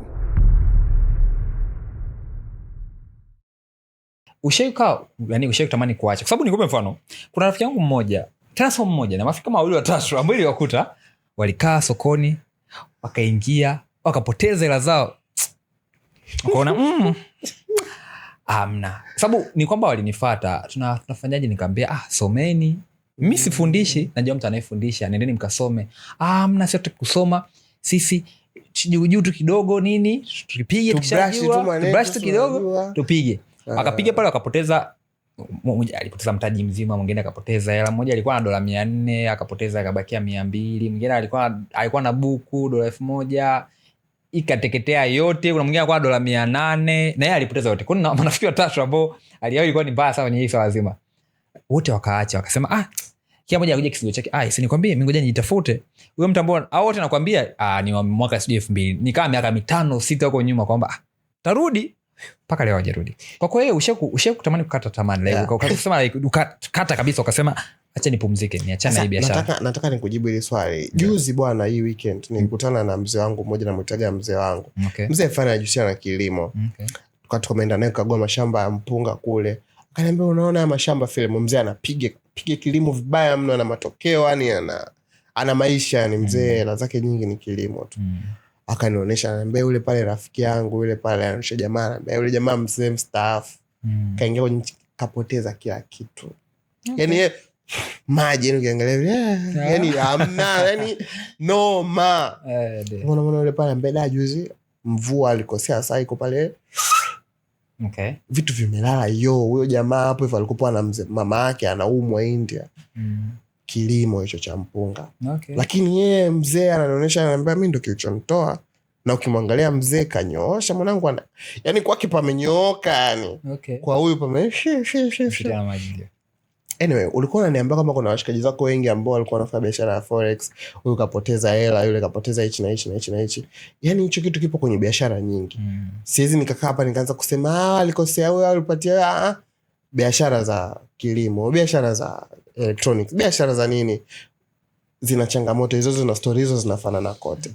Lakini unakuja kugundua mtu yeyote ule anayefanikiwa kwenye biashara, sio tu ya forex, iwe ni ya kilimo, iwe ni ya mapapai, hata ya kuuza pochi, ni yule mshikaji ambaye hakati tamaa. Yeye yupo. Kwa mfano hata machinga aliyefanikiwa, unataka machinga mmoja, yani yeye yupo very consistent. Unajua ukiwa ni machinga ambao unatembea pale Mwenge, unaweza ukawa upate wateja, si ndio? Lakini the more unatembea, unaweza toka anza ku make friends. Sasa juu bana nigeye bana. Yani the fact wewe kila siku upo, amna mtu alikuwa anataka kununua vile urembo hayupo. Lakini because you're so consistent, you're so hard working, Mungu ana namna zake tu za kuhakikisha you meet the right people ambao they will just lead you out to succeed.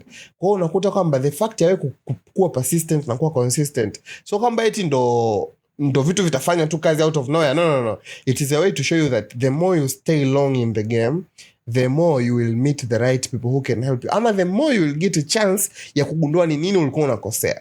Watu wengi ni wepesi sana kukata tamaa kidogo tu, ashakata, yani ashaondoka. Hata atakataka maybe it's not for me. Kwa mtu kama huyo si tu biashara, hata angeenda kufanya biashara ya kuuza chochote. Kuna mtu utakaa dukani, hamna mteja ameingia, utaona wenzako wanapost kule Instagram sold out biashara sold out. Utazia forex ni utaenda kwenye urembo, utafanya hivyo, unaona wenzio mbona wanauza tu warembo tumeleta package zetu sold out. Utahisi mimi na utasema mimi nimegundua biashara sio nyota yangu. Utaama kila biashara. Utakuja mtu kama huyo ataenda hata kwenye mahusiano, atakaa na huyu ataona maybe it's not the right for me, I deserve better. Ataenda yani ni katabia fulani ambacho ukiwa nacho kana reflect kwenye kila engo ya maisha yako. Kwa hiyo nakuja kusema kwamba kuna aina ya mtu ukiwa aina fulani, sasa sio tu yani chochote huwezi kusucceed kwa sababu ile personality unaokuwa nayo ni ngumu ya wewe kuweza kufikia mafanikio. Yani haijalishi tu ni kwenye forex. Popote pale yani huwezi tu kutoboa. Okay. Yeah. Umeongea point hiyo na nikumbusha. Ni kitu kimetokea juzi tu hapa. Kuna kijana alinunua mzigo kutoka China. Kaununua kumbe ameuziwa na machinga wa China. Kauziwa mzigo na machinga wa China bwana. Kuna rafiki yake mmoja, unajua kwamba ni ndugu wa ndugu. Kwa hiyo ameunganishwa naye kuleta mzigo, kuja kucheki bei za kununua mpaka kufika hapa. Bei ni kubwa kuliko wanauza jumla hapa Dar es Salaam. Kwa hiyo ile akapanic, akasema sasa nafanyaje hapa? Akataka augawe ule mzigo kwamba au upige ni ila irudi. Sasa nikakaa nikaongea naye nikamwambia unachofanya ni ujinga. Sio kama vile unauza bangi. Kitu unachokiuza ni kitu sahihi. Ni biashara halali. Ni biashara sahihi, halali kabisa, una vibali. Na alikuwa anashughulikia vibali. Sasa hivi ameshavikamilisha kila kitu. Duka limesimama kabisa. Uza hapo, posti mtandaoni, posti TikTok, posti, unauza mali nzuri sana. Watu watanunua. Kwa sababu kilichokuja kumchanganya zaidi ni kwamba watu walianza kuuza, watu walileta mashine grade ya chini. Yaani kuna grade A, grade B. Sasa wakaleta grade B, afu bei inapungua kama nusu. Kama nusu ya bei inapungua. Sasa naye akapanic tena zaidi. Kwa mfano hapo unaona, huyu mtu alikuwa tayari. Yaani kama sio wewe kumtia huo moyo kwamba bana nasikia usikate tamaa. Hii kitu ni halali. Huyo tayari alikuwa anasema yani electronics mzee. Usiende China, usiende. Inakuja swala la kwamba ni uzoefu. Yeye hajawahi kufanya biashara yoyote. Sasa akaja kufanya biashara electronics. Sasa ndio hivyo. Kabla ukata tamaa, I find kufuata mtu mwenye uzoefu, kuongea naye hata kama sababu utakuwa labda unaelewa una nini, lakini kwamba uzoefu, maneno atakayokupa na wewe utakapomwambia, mtakapoongea na hizo kutoka na kitu lazima utoke. Huyo jamaa lakini sasa hivi vipi alikuja bado anapambana. Amepambana. Akila kama unatusikiliza usahau kulike jamaa wangu, usiache. Yani big up.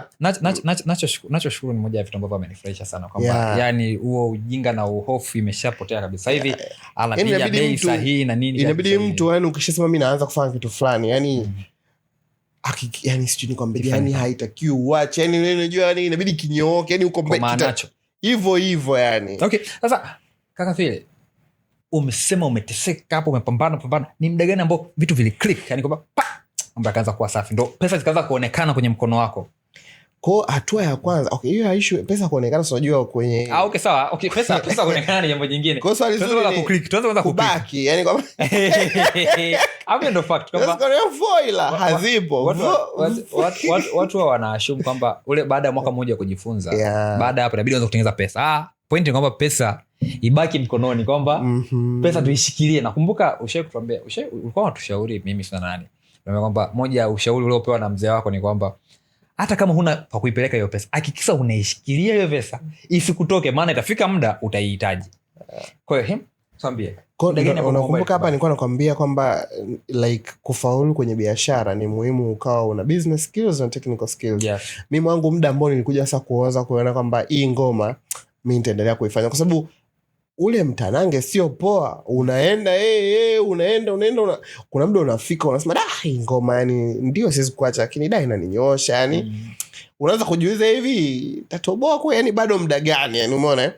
Kwa sababu ilipokuja kufika ile point ambao unashika lakini inaondoka tena. Unashika inaondoka. Muda ambao mimi nilikuja kuhema ni ule muda ambao nilikuja kugundua kwamba hii issue ni biashara.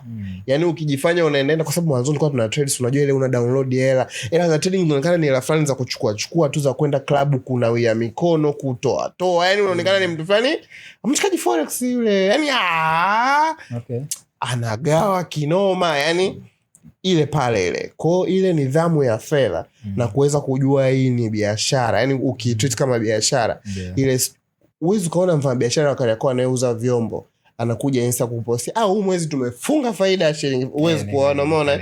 Uwezi kuona. Kuna baadhi ya vitu unaanza kujifunza ikiwa ni biashara. The moment nimeanza kujua hii ni biashara na kuitreat kama biashara, yani ile kidhati ndo muda ambao mimi nilianza kuona okay, hapa at least kuna some stability. Okay. Kwa kama kitu ni biashara, maana yake nini? Maana yake utakuwa unajua huu ni mtaji, hii ni faida, ni namna gani naweza nikatoa hii faida nikaizungusha ikawa inaendelea kulinda mtaji, ili hata hii biashara yangu ikitaka kusisereka itarudije juu. Umeona? Kwa ile ikawa inakusaidia kuweza kuelewa kwamba okay, unaweza kufikiria kuna kesho natakuwa nifanye nini tena, ni diversify vipi, unaweza kuangalia investments nyingine nje ya trading, nje ya nini. Pale ndo mtu unaanza, ndio maana unaanza kuona watu wanavyoanza kufanikiwa kwenye trading, obviously wanaanza sasa kwenda kuinvest sehemu nyingine. Unaanza sema mbona hii ni biashara nzuri, kwa nini mnahama, kwa nini unafanya na vitu vingine? Kwa sababu mtu anajua ukiwa mfanya biashara mzuri lazima uwe na variable sources of income, na lazima uzitreat kama biashara, so pesa za kugawagawa ama pesa, na kama ni biashara zina equal chances za kufanya nini, kuwa na profit na loss. Kwa ule muda ambao nikuja kuwa na ule uelewa, unajua kuna ile unasikia tu afu kuna ile unaelewa kwa sababu limekukuta jambo, unasema pale ndo ambako mimi naona kama ilikuwa ndo kama turning point pale. Unajua umeongea kitu kwamba kuwa na biashara mbalimbali. Nakumbuka tulikuwa katika seminar ya pesa muda fulani hivi mwaka 2018 kitu kama hicho 18.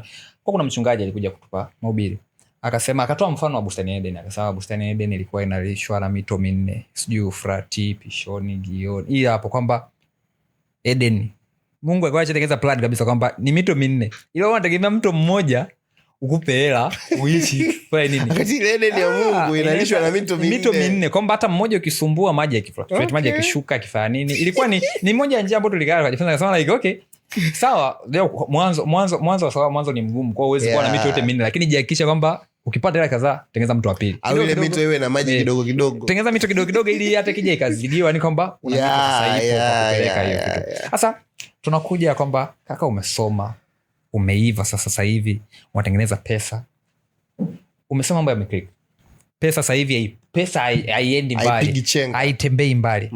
Unadhani ni kitu gani ambacho ulifanya ambacho kilikutoa sasa kwamba okay, kuanzia hapa unachokumbuka kwamba hapa ndo nilipoanza kutengeneza pesa, nilifanya hichi na hichi na hichi na hichi na hichi? Sasa unajua hii ni kama mchakato. Watu wengi wanatakaga uambie kile kitu kimoja, ni kama ile siri moja, ni kama kale kama muujiza fulani kwamba yani ukifanya tu hivi yani ndo yani kungekuwa kuna kile kitu kimoja ukikifanya tu kila kitu kinanyoka.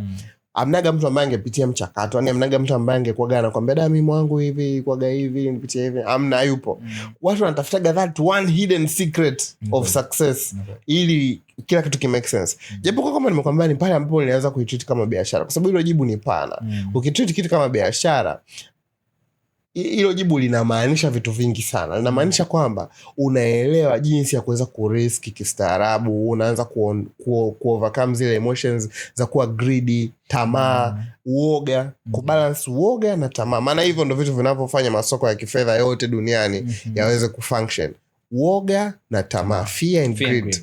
Hivyo ndo kama mafuta ya masoko ya kifedha. Maana binadamu hawawezi kujitawala kwenye hivyo vitu viwili. Kwa ukiweza kujikontrol kwenye hivyo vitu viwili, usiwe na tamaa sana na usiwe muoga, kwamba ukiona fursa useme mimi sitaki tamaa, huo uoga huo.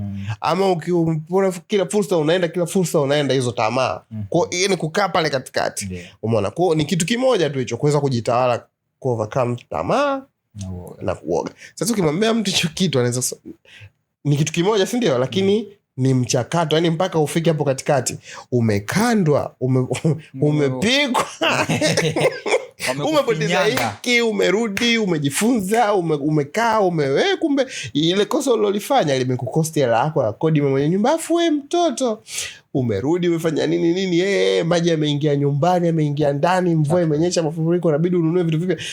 Simu imeibiwa, ndo simu yako ya trading. Ulikuwa na kiprofim chako kimoja ama FX fund wamekimbia. Bali sana unapata kumbe hii ni biashara. Kwa biashara sasa inabidi niwe na hiki, niwe na hiki na hiki. Umeenda, umerudi, umeanza sasa kusema mambo ndo yamenyoka, si ndio? Yamenyoka, dereva kakupiga pini, sijui kachukua kitu chako, nani kafanya hivi? Mara sijui tunataka proof source, yani vitu vingi. Baadaye unaweza kukutana tena na watu, yani problems never cease to exist. Kwa hiyo ukishaelewa this thing is a business, biashara zote huwa hivi na hivi. Biashara zinadwa na sheria. Unadhani kwa nini? Soma pambo. Kwa sababu any business is a subject to war. Yani biashara ni kama vita fulani hivi. Kwa hiyo you have to be smart knowing kwamba this is a business na handle vipi na vitu kama hivyo. So I'm trying to give him majibu in a way ambao hata mtu kama anafanya biashara yake nyingine pia anaweza katoa ni. Sasa again some lesson. Umeongea kitu kimoja kuhusu fear and greed. Hofu na tamaa. Ni moja ya kitu ambacho huwa kipo ni kama vitu ambavyo viko upande mbili, yani kwamba polar opposite.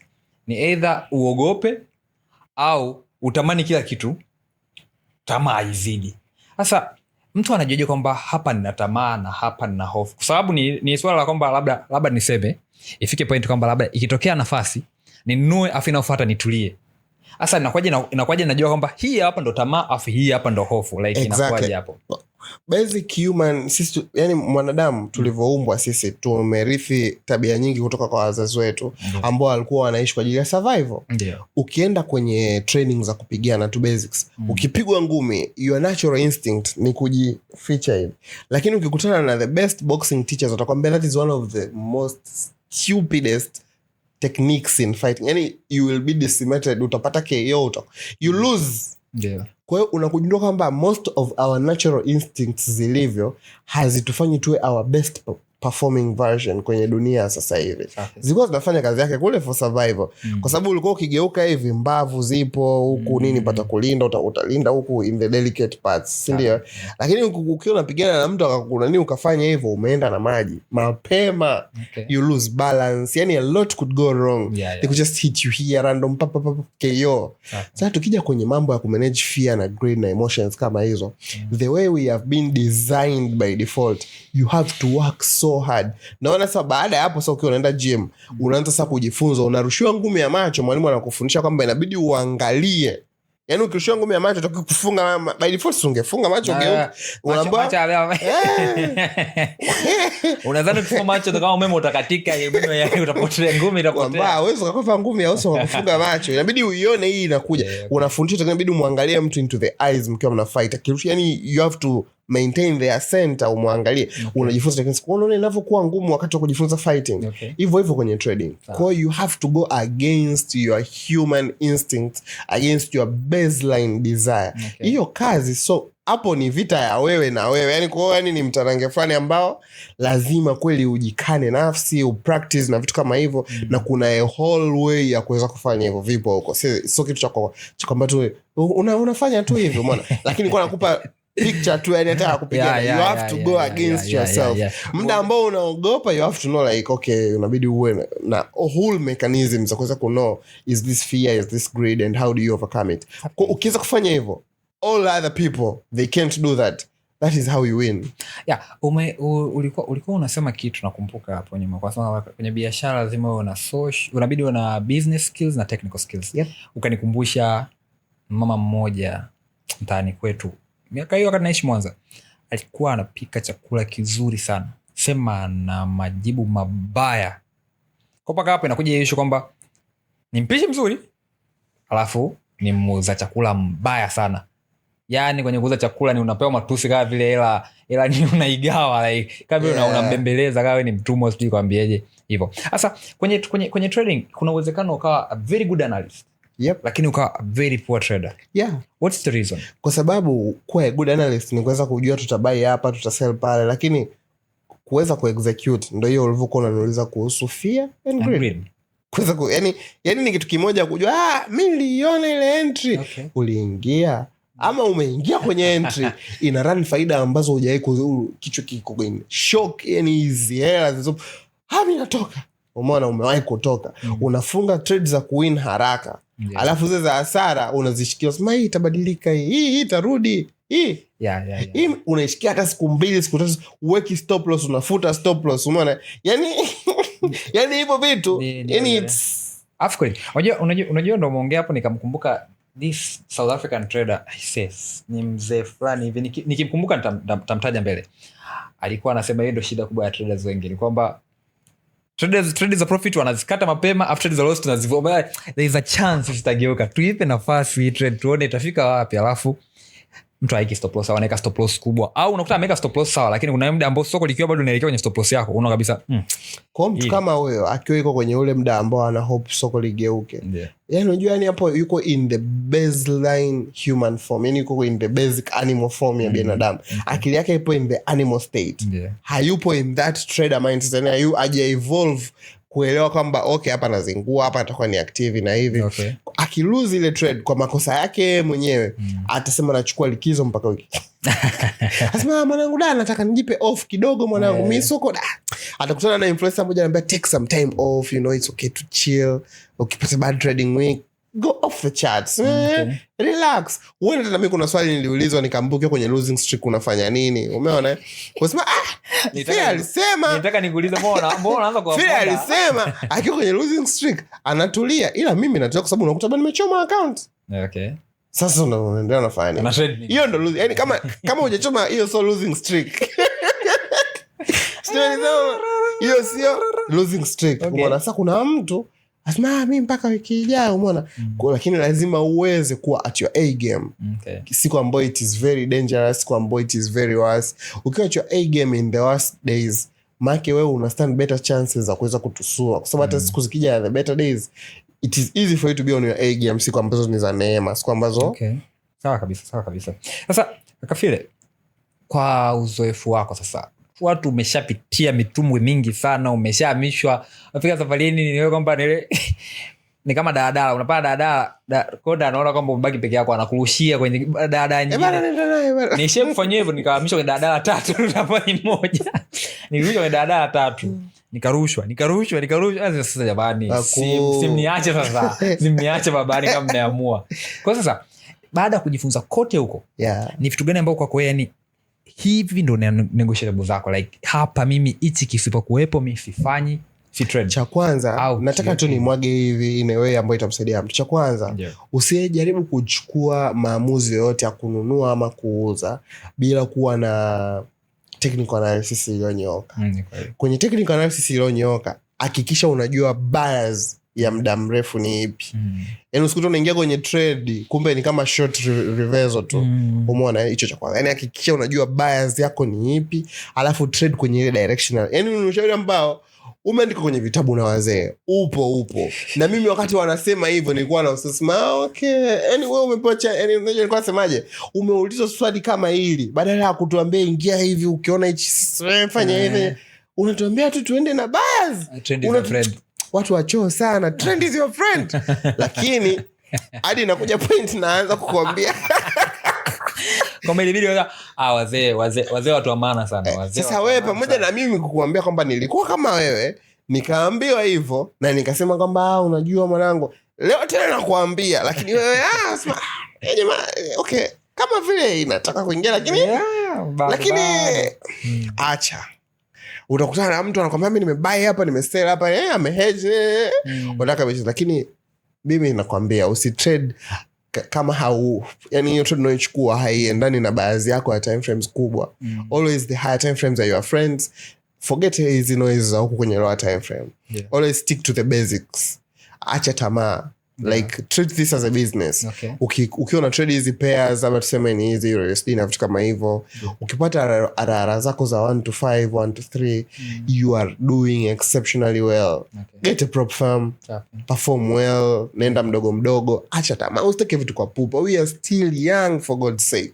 Kama wewe ni spoiled viewer na niangalia, we are still, yani kuna watu, yani kwa mfano useme achana na forex, nenda katafuta biashara nyingine. Wataka kutusoka na miaka mingapi? Mara nyingi. Yani why rush it? You gain most of the very valuable lessons.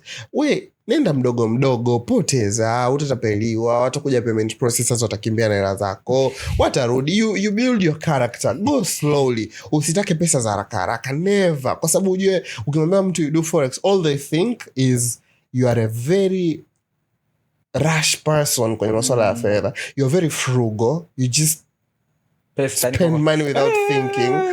you are a douchebag, kwa sababu watu wengi wa forex wengi ni nerds. They don't even have people skills kwa sababu they don't do real businesses. Hawajai kuingia mtaani wakafanya kitu, wakabuild kitu kikakua. All they do is they just earn money on their screens hivyo. They spend their time chumbani huko na internet zao, wanajua wanachokifanya, lakini they do not have ile business education ya mtaani. Hawajui uzito wa kupata hela ulivyo, jinsi ya kupambana. Wengi wao, I'm not saying all of them, wengi wao kwa unakuta hawathamini hata kile kidogo wanachokipata. Kwa mimi ambacho nasema ni kwamba you should also try and learn about business, learn about haya maisha ya kawaida, watu wanaishi vipi na vitu kama hivyo, then practice being better. Okay. Practice kufanya biashara in a way ambao unajua kwamba hii ni biashara and anything could go wrong, anything could happen. Alafu jiandae, diversify your things, play smart, and then be humble. Kwa sababu if you do all that, you'll be great. And as we always say, to be humble, you must first be great. Safi kabisa. Sasa umeongea vizuri sana. Like nakumbuka nilikuwa nasoma vitabu moja kitabu Visualization of L12. Kwenye chapter za kwanza kabisa kanaelezea kuhusu mambo ya being a trader, being analysis ndio kuuliza kwamba being a good analyst lakini hauwezi kuwa good trader, inaweza kutokea. Wao wakasema kwamba being a good analyst utakuwa a very good observer. Kama unaweza kuona patterns, unaweza kuona trends, unaweza kuona nini. Hiyo ni kweli. Lakini you being a good trader inamaanisha you have self mastery. Umejimaster mwenyewe tamaa zako, the fear, the greed and everything. Asa, so you can execute. Yeah, so that you can execute. Sasa mwisho siku nile kwamba ni waambia have a plan, take the trade, manage the trade. Twende. Unaweza kuwa na wazo zuri la biashara ile usipoianza. Sasa ukiachana hiyo unakuja kwamba like self mastery. Tunaongelea ni the psychological aspect ya mtu. Sababu ni kitu ambacho watu wengi wanaongea psychology. Kaka, hicho kipande cha psychology uliwezaje kukikava? Like wewe kwa kweli master vipi psychology? Kuna njia mbili. Njia rahisi ndio hii ambayo unaambiwa. You should always follow the trend. You should always not allow your fear to overcome. You should always nini. Wengine wataenda pale atakwambia bana, nenda kasome kitabu cha McDouglas, nenda kasome kitabu cha yule. There are those easy ways za kuweza kujifunza. But me and you, we all know, we humans are very exceptional creatures. We don't like learning anything the easy way. Kwa tunapenda tujifunze kitu katika njia yenye sharuba. Yani machozi, damu na nini. Na hiyo njia ipo. Mungu ashaandaa huo mchakato. Kwa they will just learn about psychology. Utajifunza tu pale ambapo unakaribia kupoteza kila kitu na nini, alafu sasa you have no option and this is the only thing you are good at.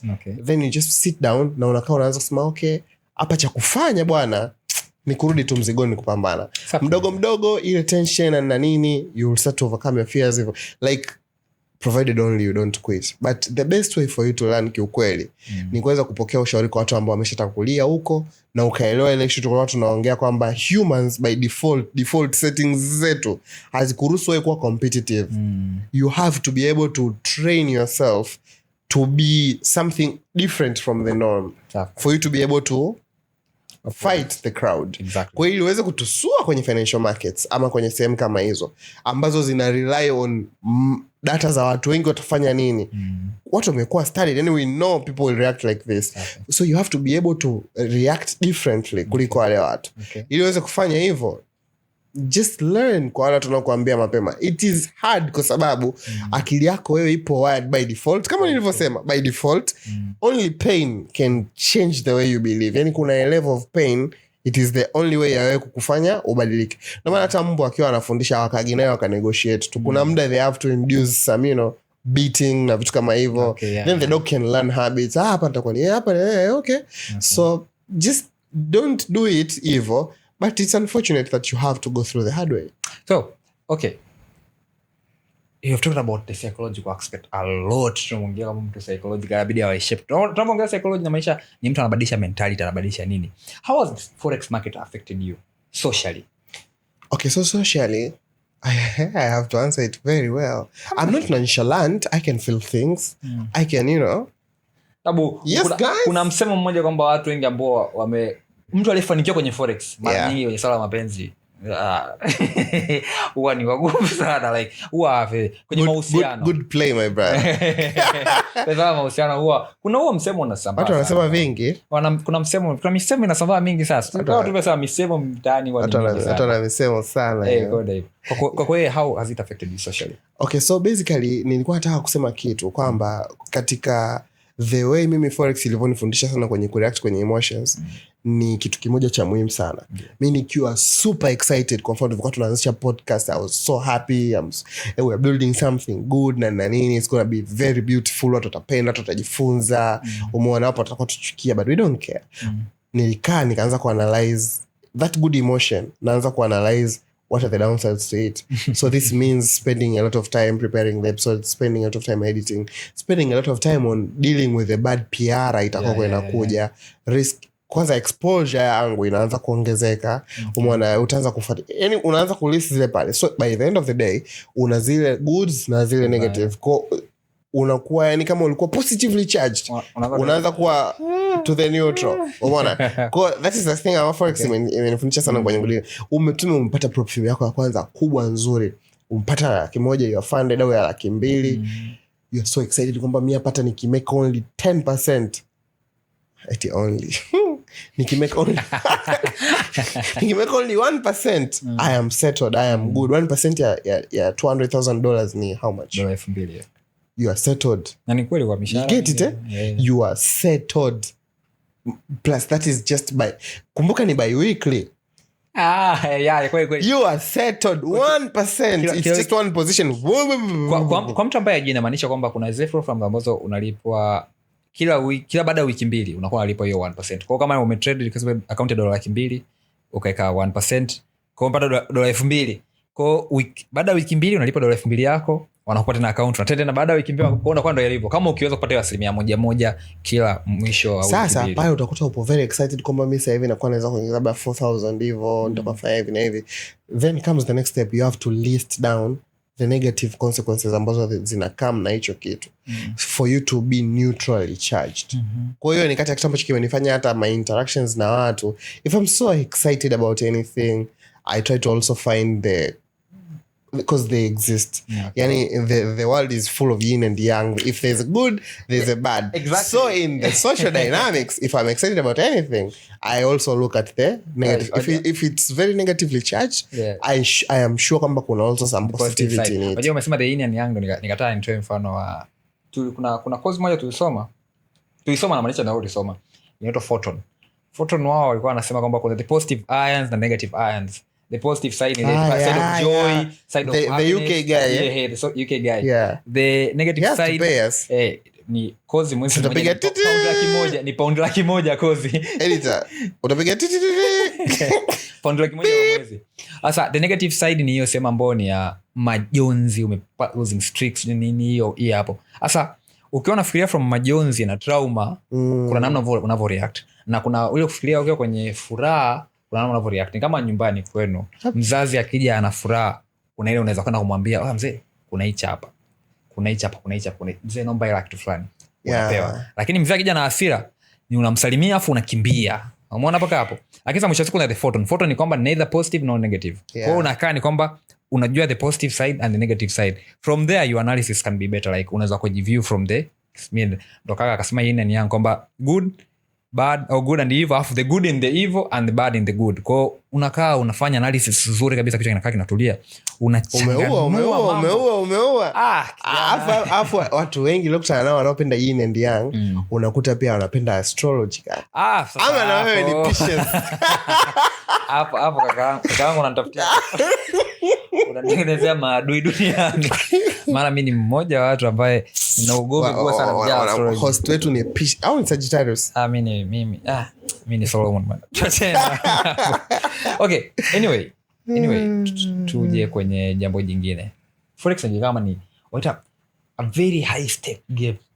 High stress, high stake na nini? Ni kweli. Sasa kuna swala zima la mental health na nini. How do you protect it? Like how do you protect your mental health kwenye swala zima la forex na stress zake? Mimi kiukweli Yeah. Forgive me, but I am not a big fan of mambo sijui mental health. What about mental health? Yeah, what? Ni kwamba unajua kuna issue zima watu unajua watu wanachanganyikiwa kwenye hii issue, wanachanganyikiwa watu wengine wanaanza kuwa addict. So let us break it down. Wanaanza kuwa addict. Inakuwaje ni mtu anachanganyikiwa? Kuchanganyikiwa ni kwamba with high stress, unajua stress inakuja with high stress, inafanya mtu aanze kudevelop episodes za kutafuta kitu cha ku relieve the stress. Inakuja phase ya addiction. Slowly. With high stress mtu anatafuta kitu cha ku relieve the stress, ndio kupunguza stress. Yeah. Why anataka kupunguza stress? Stress. Let us say stress imekuja kwa sababu biashara yako haifanikiwi. Unaanza kutafuta madawa kwa ajili ya kupunguza hiyo hapo, like kuna hiyo issue, lakini sasa kuna watu wanaugua. The psychiatry department unakutana na wagonjwa kama unakuta ni mtu kweli anaugua kabisa. Unajua ndio kwamba kuna mtu unakuta anakuwa na too low, yani ndio too low, ndio unasikia sema depression, sema nini kama hapo. I feel like you are depressed kwa sababu you are not succeeding in whatever ambacho kipo, yani kwenye hiyo kazi. Kwa the best way ya wewe ku deal with it sio kwenda kufukia the depression part, ni ku succeed, kwa sababu if you don't succeed you will still be depressed. Uberekumbusha kuna kaka mmoja alipost Twitter. By the way, kaka mwenyewe ni Hans Kara, alisema kwamba you are not depressed, ni kwamba huna hela. Ukipata hela hapo ukapata nini? Ukapata stress bad, wewe unakuwa depression. Ila kama hela huna afu unasema na matatizo afu unaita depression. Ilikuwa ni mtazamo wake. Kwa hiyo muongee mmenikumbusha hiyo kitu. Sasa kaka, tumeongea sana kuhusu your life before forex, your studying phase, your mastering phase, ambao paka umekuwa fundi hivyo michakato na kila kitu. Sasa what's the legacy ambayo unaiacha hapo? Sasa kwenye legacy ningependa kuuliza issue ya you mentoring others, sababu wewe ulisema kabisa kwamba ukuaji wako kwenye forex umepita pita. Mimi nakumbuka wakati kulikuwa kuna periods mwanzoni wakati naanza kupitia ile safari ya kuendeshwa na madereva wa baskeli ile wanakupa bana ni hivi bwana. Ilifika point nikasema mimi nikija kufundisha mtu nitachaji gharama kubwa sana, kwanza siji kufundisha kabisa yani. Lakini later on nikaja kugundua, kwa sababu it was very painful, alafu nikawa naona yani kuliko sasa uende kamesidi mtu kampoteza, mimi nikija kujua I'll just disappear silently. But later on nikaja kugundua you have to give back to the society. Na you gain a lot by giving, and giving is a source of all good. Ukiwa unatoa Mungu atakubariki. It's a principle kama ilivyo gravity, ukiruka utaanguka. Hajishi uliruka ukiwa unataka, uliruka ukiwa unafanya nini, ama uliruka ulikuwa mdhambi ama msafi, it doesn't matter. Principles, if you give you receive. So nikaja kuamua like I will not just live like that off the market kisirisiri. Kwa since mimi nilivyoanza kujua, yani toka nilivyoanza kujua ile stability kawaida, nilianza kufundisha marafiki zangu, hata watu wengine ambao nimekutana nao tu online siwajui. Kuna baadhi ya watu wana familia zao, wanapata kipato chao. Like namshukuru Mungu, kuna siku mtu atakupigia atakwambia da mwalimu nashukuru sana, mtu mzima na familia yake, wengine vijana wenzetu hivyo. Lakini ilikuwa nikamchakato fani kama muda mrefu, kwa sababu tunajua tena yani training kama hizo zinachukua muda. Kuna wengine unakuta hadi aje amalize hivyo, kwa sababu kama unataka kwa njia sahihi nikamchakato. So wale mambo ya kulipua mimi tafuteni watu wengine, mimi also. Kwa wale washikaji yani nilikuwa napata amani ya moyo. Unaona mtu anaanza kutunza familia yake, anaendeleza maisha yake, alikuwa anahudumia hadi wadogo zake, amesomesha wadogo zake. Ilikuja kunisaidia yani kunipa amani ya moyo kwamba umeweza kugusa maisha ya mtu japo kwa udogo, japo kwa jitihada nyingi kaeka yeye, umemwelekeza tufanye hivi na hivi na hivi, lakini umekuwa kama chachu, kama kanjia fulani hivi. Kwa ile nayo ikawa yani kama baraka sana kwangu. Kwa legacy ambayo mimi nimekuja kuona nitakuja kuiacha, nitajitahidi kadri niwezavyo kwa namna inayofaa, bila kuniumiza mimi na bila kuwa tena kero. Niweze kujitahidi kuhakikisha watu wengi wanaweza kupata nafasi ya kuweza kupata elimu hiyo na kuweza kujiajiri tu wenyewe, na baada hapo wakaweza kufanya vitu, kwa sababu watu wengi kuna baadhi ya vitu vingi wanavifanya kwa sababu tu ya kukosa kipato au kukosa namna, hata kukosa matumaini. Kwa mfano mimi naamini 98% ya watu wengi wanaobeti, watu wengi wanaenda kufanya kamari, wanafanya vile kwa sababu hata ukikana ukawaelezea exactly kwa nini hichi kitu ni kibaya na kwa nini usifanye hivyo, atakwambia bana mimi nafanya hivi kwa sababu naona bora sina cha kufanya. Sasa nifanye nini tena? Umeona, ni mtu amefika point kwamba yani kama sio hichi kitu nifanye nini tena? Okay. Kwa hiyo unakuja kugundua kwamba watu wengi hawana ile tumaini. Na unapompa mtu ujuzi ambao anaweza akautumia na akasaidia watu wengine na akawapa wengine ujuzi ambao unaweza kuchukua kwako, unaweza kufanya hivyo taratibu bila haraka yoyote, ujuzi sahihi, inakuwa ni kama baraka kwa mkono. Natamani kweli niweze kufanikiwa kwenye jambo hilo. Najua sio rahisi, lakini inawezekana. Safi kabisa. Sasa kwenye swala la mentorship ni nataka nikuelezea kitu kingine kwamba unahisi mtu anatakiwa alipe shilingi ngapi? Au wewe ungemchaji shilingi ngapi? Kama kaka anataka nijifunze kutoka kwako forex. Hawezi kunifuata Bill Gates, anataka nimfundishe forex, nikamfundisha kwa bei ambayo nitamfundisha Juma. Okay. Kwa hiyo mimi naamini bei sahihi ya mtu kulipa ni bei ambayo atapata namna yeye kutaka kucommit, kwa sababu hununui ule ujuzi kwa kile unachokitoa. Mwisho wa siku yule anayekufundisha anatoa sadaka. Hata kama unampa shilingi ngapi anatoa sadaka. Yani anajitoa. Yani akipo kiasi cha kusema hiki hapa nimemnunua huyo mtu hivi, kwa sababu anajitoa. Atakufuatilia, atakisha unaenda hivyo na nini, umeona? Kwa mwisho wa siku ni kile kiasi ambacho kitakufanya wewe uone sasa hapa mimi hapa naweza, yani nitajuta nisipoendelea. Yani umenisoma. Kwa hiyo inategemeana pia na mtu na hali yake aliyopo na vitu kama hivyo. Ndio. Lakini sipendi tu kujinanili bado. Bana nakuombea bana. Ije kuwepo nani mentorship kubwa kama hizi. By the way, so mentorship tena programs ni academies. Forex academies kama za South Africa. Kuna ile kubwa kabisa na Udemy ni ya Falcon. Wanajitahidi sana, wana centers mbalimbali, utaona cover karibia nchi nyingi sana kwenye kufundisha. Sasa tukija kwenye maswali ya mwisho kabisa, maswali yangu makuu ya mwisho ni mawili. Ni swala zima la kwa nini forex inachukuliwa, kwa nini yani kwa swala la forex inachukuliwa kama utapeli, cha kwanza. Na cha pili tutaongelea swala zima la serikali na biashara yetu ya forex. Why is forex frowned upon? Yani kwa nini inaonekana kama ni utapeli? Watu wengi wanalalamika wametapeliwa, watu wengi wanafanya nini? Kiasi kama hizo hapo. Okay, forex ni biashara ambayo ina kitu kinaitwa leverage. Leverage ni uwezo wa wewe kuweza kutengeneza pesa bila kuwa na hizo pesa zote. Kwa mfano labda tuseme ukiwa na 1,000 unaweza ukatengeneza labda nikisema una leverage ya 10 unaweza ukatengeneza 10,000 wakati unatumia 1,000 tu.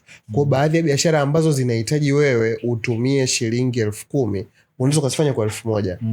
Sasa mtu mwenye biashara ya 10,000 faida zake ni tofauti na mtu mwenye biashara ya 1,000. Sasa forex ina leverage kubwa. Watu wengi wanapoteza pesa kirahisi kwa sababu hawana ule ujuzi na wanavyoanza. Kwa sababu ni biashara ambayo ina mzunguko mkubwa wa hela, watu wanatoka na nini, kwa watu wengi wanaingia haraka kwa ile tamaa ya kutaka kupata chochote kitu. Na kwa sababu ni ujuzi na ni biashara ambayo lazima ukae chini ujifunze, wakipoteza wengi ni ngumu mtu kujihukumu yeye kwamba mimi niliingia kwa sababu hivi au mimi nilikosea. Yaani ngumu sana mtu kukiri nilikosea. Kwa hiyo njia rahisi ni nini? Hii biashara ni utapeli. Hii biashara mtu akijaribu kilimo akakosea kikamtenda, aseme kilimo ni utapeli. Mtu akijaribu biashara yake labda ya frame ikawa haiendi fresh, aseme atasema hivi ni biashara ni mbaya. Lakini hawezi kusema mimi nazingua, labda sina mbinu za kibiashara, ngoja nikajifunze labda mauzo niongeze hivi na hivi. Njia rahisi siku zote ni kulaumu nje. Sasa kwenye biashara kama hii ya forex ambayo inakupa uwezo mkubwa, hiyo leverage nilivyosema, ya wewe kuweza unaingia na mtaji wako wa 100,000 lakini unatengeneza faida kama mtu mwenye mtaji wa milioni 10. Inasababisha hata ukipata, yani ukiwa na milioni 10 kupata 100,000 ni rahisi, si ndio? Na kuipoteza ni rahisi sana. Kwa mtu mwenye 100,000 akiwa na hiyo bahati, anaona tu uwezo wa yeye kutengeneza faida kama mtu mwenye milioni 10. Haoni uwezo wa yeye kupoteza hiyo 100,000 yake kama mtu mwenye, kwa anapoteza fedha sana. Wakipoteza pale wanaishia kusema ni ile biashara. Kwa mimi nadhani hiyo ndo sababu ya kwa nini watu wengi wanaita ni utapeli, kwa sababu watu wengi hawaijui vizuri kiundani na wanaingia tu kwa juu na inakuja na wateja. Kuna hiyo swala kwamba mtu hajui afa anaweka pesa. Hiyo ukifanya chochote, mimi kuendana na uzoefu wangu ni kwamba nikijaribu kufanya hivyo mara nyingi hela huwa inanipotea. Sijawahi kubahatisha au kubashiri kiuniuni. Ndio maana siwezi kubeti. Nikibeti hela yangu huwa inapotea. Jambo jingine ilikuwa ni swala la serikali. Serikali, cha kwanza, serikali inatambua au inasaidiaje kwenye biashara yako? Maana mara nyingi serikali inajitahidi sana kufanya usupport. Kwa mimi hapa siwezi kuisemea serikali. Yeah. Lakini niseme tu labda kwa lugha fulani kwamba nililala nikaota kwamba serikali inalishughulikia jambo hili, na huenda hata litakuwa limeshaanza kuunda tume ya kuweza kuchunguza na kujaribu kurasimisha hivi vitu kama nchi za wenzetu, kwa sababu serikali ni taasisi ambayo inajali sana mapato ya nchi na inajali sana maendeleo ya watu wake. Kwa hiyo itakuwa tu inaandaa utaratibu wa kuweza kurasimisha hivi vitu, na mimi ningefurahi sana siku ambayo inakuja inakuwa ni sekta rasmi. Maana siku hizi yani unaona kama watu wanaofanya michezo ya kubashiri wanajinasibu kwamba wao wako rasmi na wanachangia pato la serikali na vitu kama hivyo. Kwa kuna baadhi hata ya sheria zinawalinda na vitu kama hivyo. Leo hii ukisema wewe unafanya hivi unaonekana mhuni, pamoja na kwamba ufanye vitendo vyote vya kihalifu, unapambana na nini, lakini inakuwa inakuletea yani kuna usintofahamu mwingi. Umeona, unahusishwa. Kwa hiyo hamna sheria zinazokataza, kwa sababu baadhi ya vitu ambavyo vinakatazwa, tuseme labda mfano Twitter imefungiwa, huwezi kuiaccess kabisa. Umeona, lakini kitu kama kile pale akija katazo, ndio maana ukitaka kuparticipate unaparticipate tu. MetaTrader haija, yani vitu kama hivyo havijawa banned na nini. Kwa hiyo hamna sheria inayokataza explicitly, na pia hamna sheria zinazolinda. Ambacho sisi tunaomba ni good regulation authority, ambapo kama nilivyokuambia kwenye ndoto yangu niliota ni kitu ambacho kinashughulikiwa. Na hisi kwenye swala regulation kwamba kama tukiregulate mabroker, na hisi kama tukiregulate mabroker watafungua hapa ofisi zao, vijana watapata ajira hapa, serikali itapata kodi zitakuwepo, itakuwa ni official kwamba itakuwa ni mtu ukipata faida wanakata vijana wa Tanzania pia watalindwa wakiwa wanajaribu na pesa kama ikipotea, uhuni ukitokea. Sababu nakumbuka isha kutokea, ilikuwa ni wewe, ilikuwa ni nani, ilikuwa ni wewe nadhani, uliweka pesa afu kalala ukaamka broker kajifungulia trade, umechoma account. Ni miaka ya gizo huko, umetafuta fedha yako miezi miwili. Ni miaka ya gizo huko, lakini nakumbuka ile na broker wahuni wakafanya. Lakini kama hicho ungekuta taasisi za serikali zimeregulate vitu kama hivyo. Lakini pamoja kwamba ulikuwa ni uzembe wangu, kuna mabroker walionyooka, lakini sasa kwa sababu mtu ndo unaanza hujui vitu vingi, ilikuwa ni rahisi mimi kukosea vile. Lakini kama ungekuta sasa kuna ka utaratibu fulani hivi, inakuwa ni rahisi hata kujua unaanzia wapi kumshtaki nani na vitu kama hivyo. Kona mimi ndoto yangu ile niliyoiota, jambo hili linaweza likaja kuwa suluhisho ya vitu vyote hivi. Na naomba Mungu tuwepo hai kushuhudia hivyo vitu, kwa sababu itakuwa ni kitu. South Africa vipo, Kenya vipo na nini, lakini safa uelewa ni mkubwa sana. Watu sasa hivi wako aware kuhusu hivi vitu tunavyofanya. Kuna kazi kubwa imefanyika na kaka zetu wengi katika kusambaza uelewa wa hii biashara kwa watu, kueleza kwamba hichi kitu ni biashara hivi, unafanya hivi. Yani wamefanya kazi kubwa sana kaka zetu wengi, wote kwa majina yao na kwa nafasi zao. Mungu azidi kuwabariki. Naamini siku za usoni juhudi zao zitazaa matunda. Pamoja na sisi tupo, tuendelea kupigilia msumari pale pale na kusali na kuendelea kutoa maoni yetu pale tunapoweza. Safi sana. Kwenye swala zima la forex kaka, umetoa ujuzi na uzoefu na madini ya kutosha sana. Kwa kazi hiyo leo umetisha sana. Zaidi ya hapo ni maisha yako baada ya forex, au nini ambacho unafanya. Kwa mfano forex ni kitu ambacho unakaa kwenye kompyuta sana. Kwa ukizima screen yako unafanya vitu gani vingine ambavyo spoiled viewer angeweza kuvijua? Spoiled viewers baadhi wanavijua, lakini ambavyo kusema kwa sasa naweza nikavisema hadharani. Kama mnavyoona podcast yetu hii tumeiandaa. Kwa mimi nikikaa nikiamka na waza tu podcast. Sili, siogi, silali. Podcast yetu ipendwa ije kuwa chachu ya mafunzo yani situmie neno mafunzo, ila ije kuwa chachu ya mafanikio kwa baadhi ya vijana wengi ambao walikuwa hawana baadhi ya taarifa na vitu kama hivyo. Hatusemi tunamfundisha mtu, lakini mazungumzo yetu haya yamfanye tu mtu aweze kujichakarikia, ajitume, asikate tamaa, apambane na nini. Kwa kila nikiwa sifanyi vile, pamoja na kwamba nina taaluma ya ubobezi ya mifumo ya kikompyuta na mawasiliano katika vyuo bora kabisa nchini vilivyowahi kutokea, lakini bado ninaweza kufanya shughuli hizo na nini, lakini nimechagua kujikita zaidi kwenye hivi hapa hivi. Nina shahada katika hiyo fani niliyokuwa nakwambia. Nimechukua kozi katika taasisi kubwa kabisa duniani ya za blockchain. Tunaongelea academy kubwa duniani kama zile za Polkadot. Umeona nimepata mafunzo yangu kule. Nina certifications nyingi za kuniruhusu kuongelea masuala ya financial markets, blockchain development, cryptos, forex. Huko nina certifications za kutosha na taasisi zilizoheshimika na kujiheshimisha kwenye industry. Lakini kwa sasa mimi nimeona tu niendelee kufanya vitu vyangu vingine vingi chini ya kapeti. Lakini hadharani naona tunaendelea kukimbiza baadhi ya vitu kwa sababu naona vina manufaa. Sioni faida ya kuja kutoa kitu ambacho bado sijakiweka katika namna ambacho kinaweza kumnufaisha kila mtu. Okay, safi. Na swali la mwisho kabisa siku ya leo ni unajiona wapi ndani ya miaka 5 au tuseme 10? Miaka 5 na miaka yako baada ya forex umeipangaje? Au wewe maisha yako ni forex mpaka utakapofia na utarithisha watoto forex waanzie ulipoishia wewe? Wewe umejipangaje like vitu vyako, ratiba yako? Nadhani pia wewe mwenyewe utakuwa shahidi kwamba ili swali ule ukweli kabisa ni ngumu mtu kaanika mipango yako yote hadharani. Lakini kwa kifupi kabisa ninajiona nikiwa nimepiga hatua kubwa sana na hii podcast. Na namuomba Mungu endelee kuwepo mpaka miaka hiyo kama ikimpendeza. Lakini najiona nikiwa nimejitahidi kugusa maisha ya vijana wengi sana. Na watu wengi watakuwa wameweza kufunguka akili na maisha yake yanaendelea kuwa ni yakiendelea vizuri na wanamshukuru Mungu na wanaendelea kusaidia watu wengine. Na huenda malengo yetu mengine ambayo hatuwezi tukayasema hadharani yatakuwa pia yametimia. Watu watajionea, watu wakwambia alisema. Kaka, tunakushukuru sana kwa siku ya leo. Umetufundisha, umetuelimisha. Mimi kama mmoja wa spoiled viewers, kaka yetu hapa huwa ana post status viewers. Nadhani ndo watu wa kwanza kuitwa spoiled viewers, na ndo kama wewe sio mmoja wao unaweza ukajiunga tu. Utapata namba za kaka hapa na wewe ujiunge kwenye mlolongo wa spoiled viewers ambao wanapata content, wanaelimishwa, wanafanya nini, kujifunza, kuongea, kubadilishana mawazo, wafanya kila siku. Kaka, nashukuru sana. Nashukuru sana kaka. Kipindi chetu cha leo kimekuwa kizuri sana na natumaini ipo siku tutakuja kujumuika tena.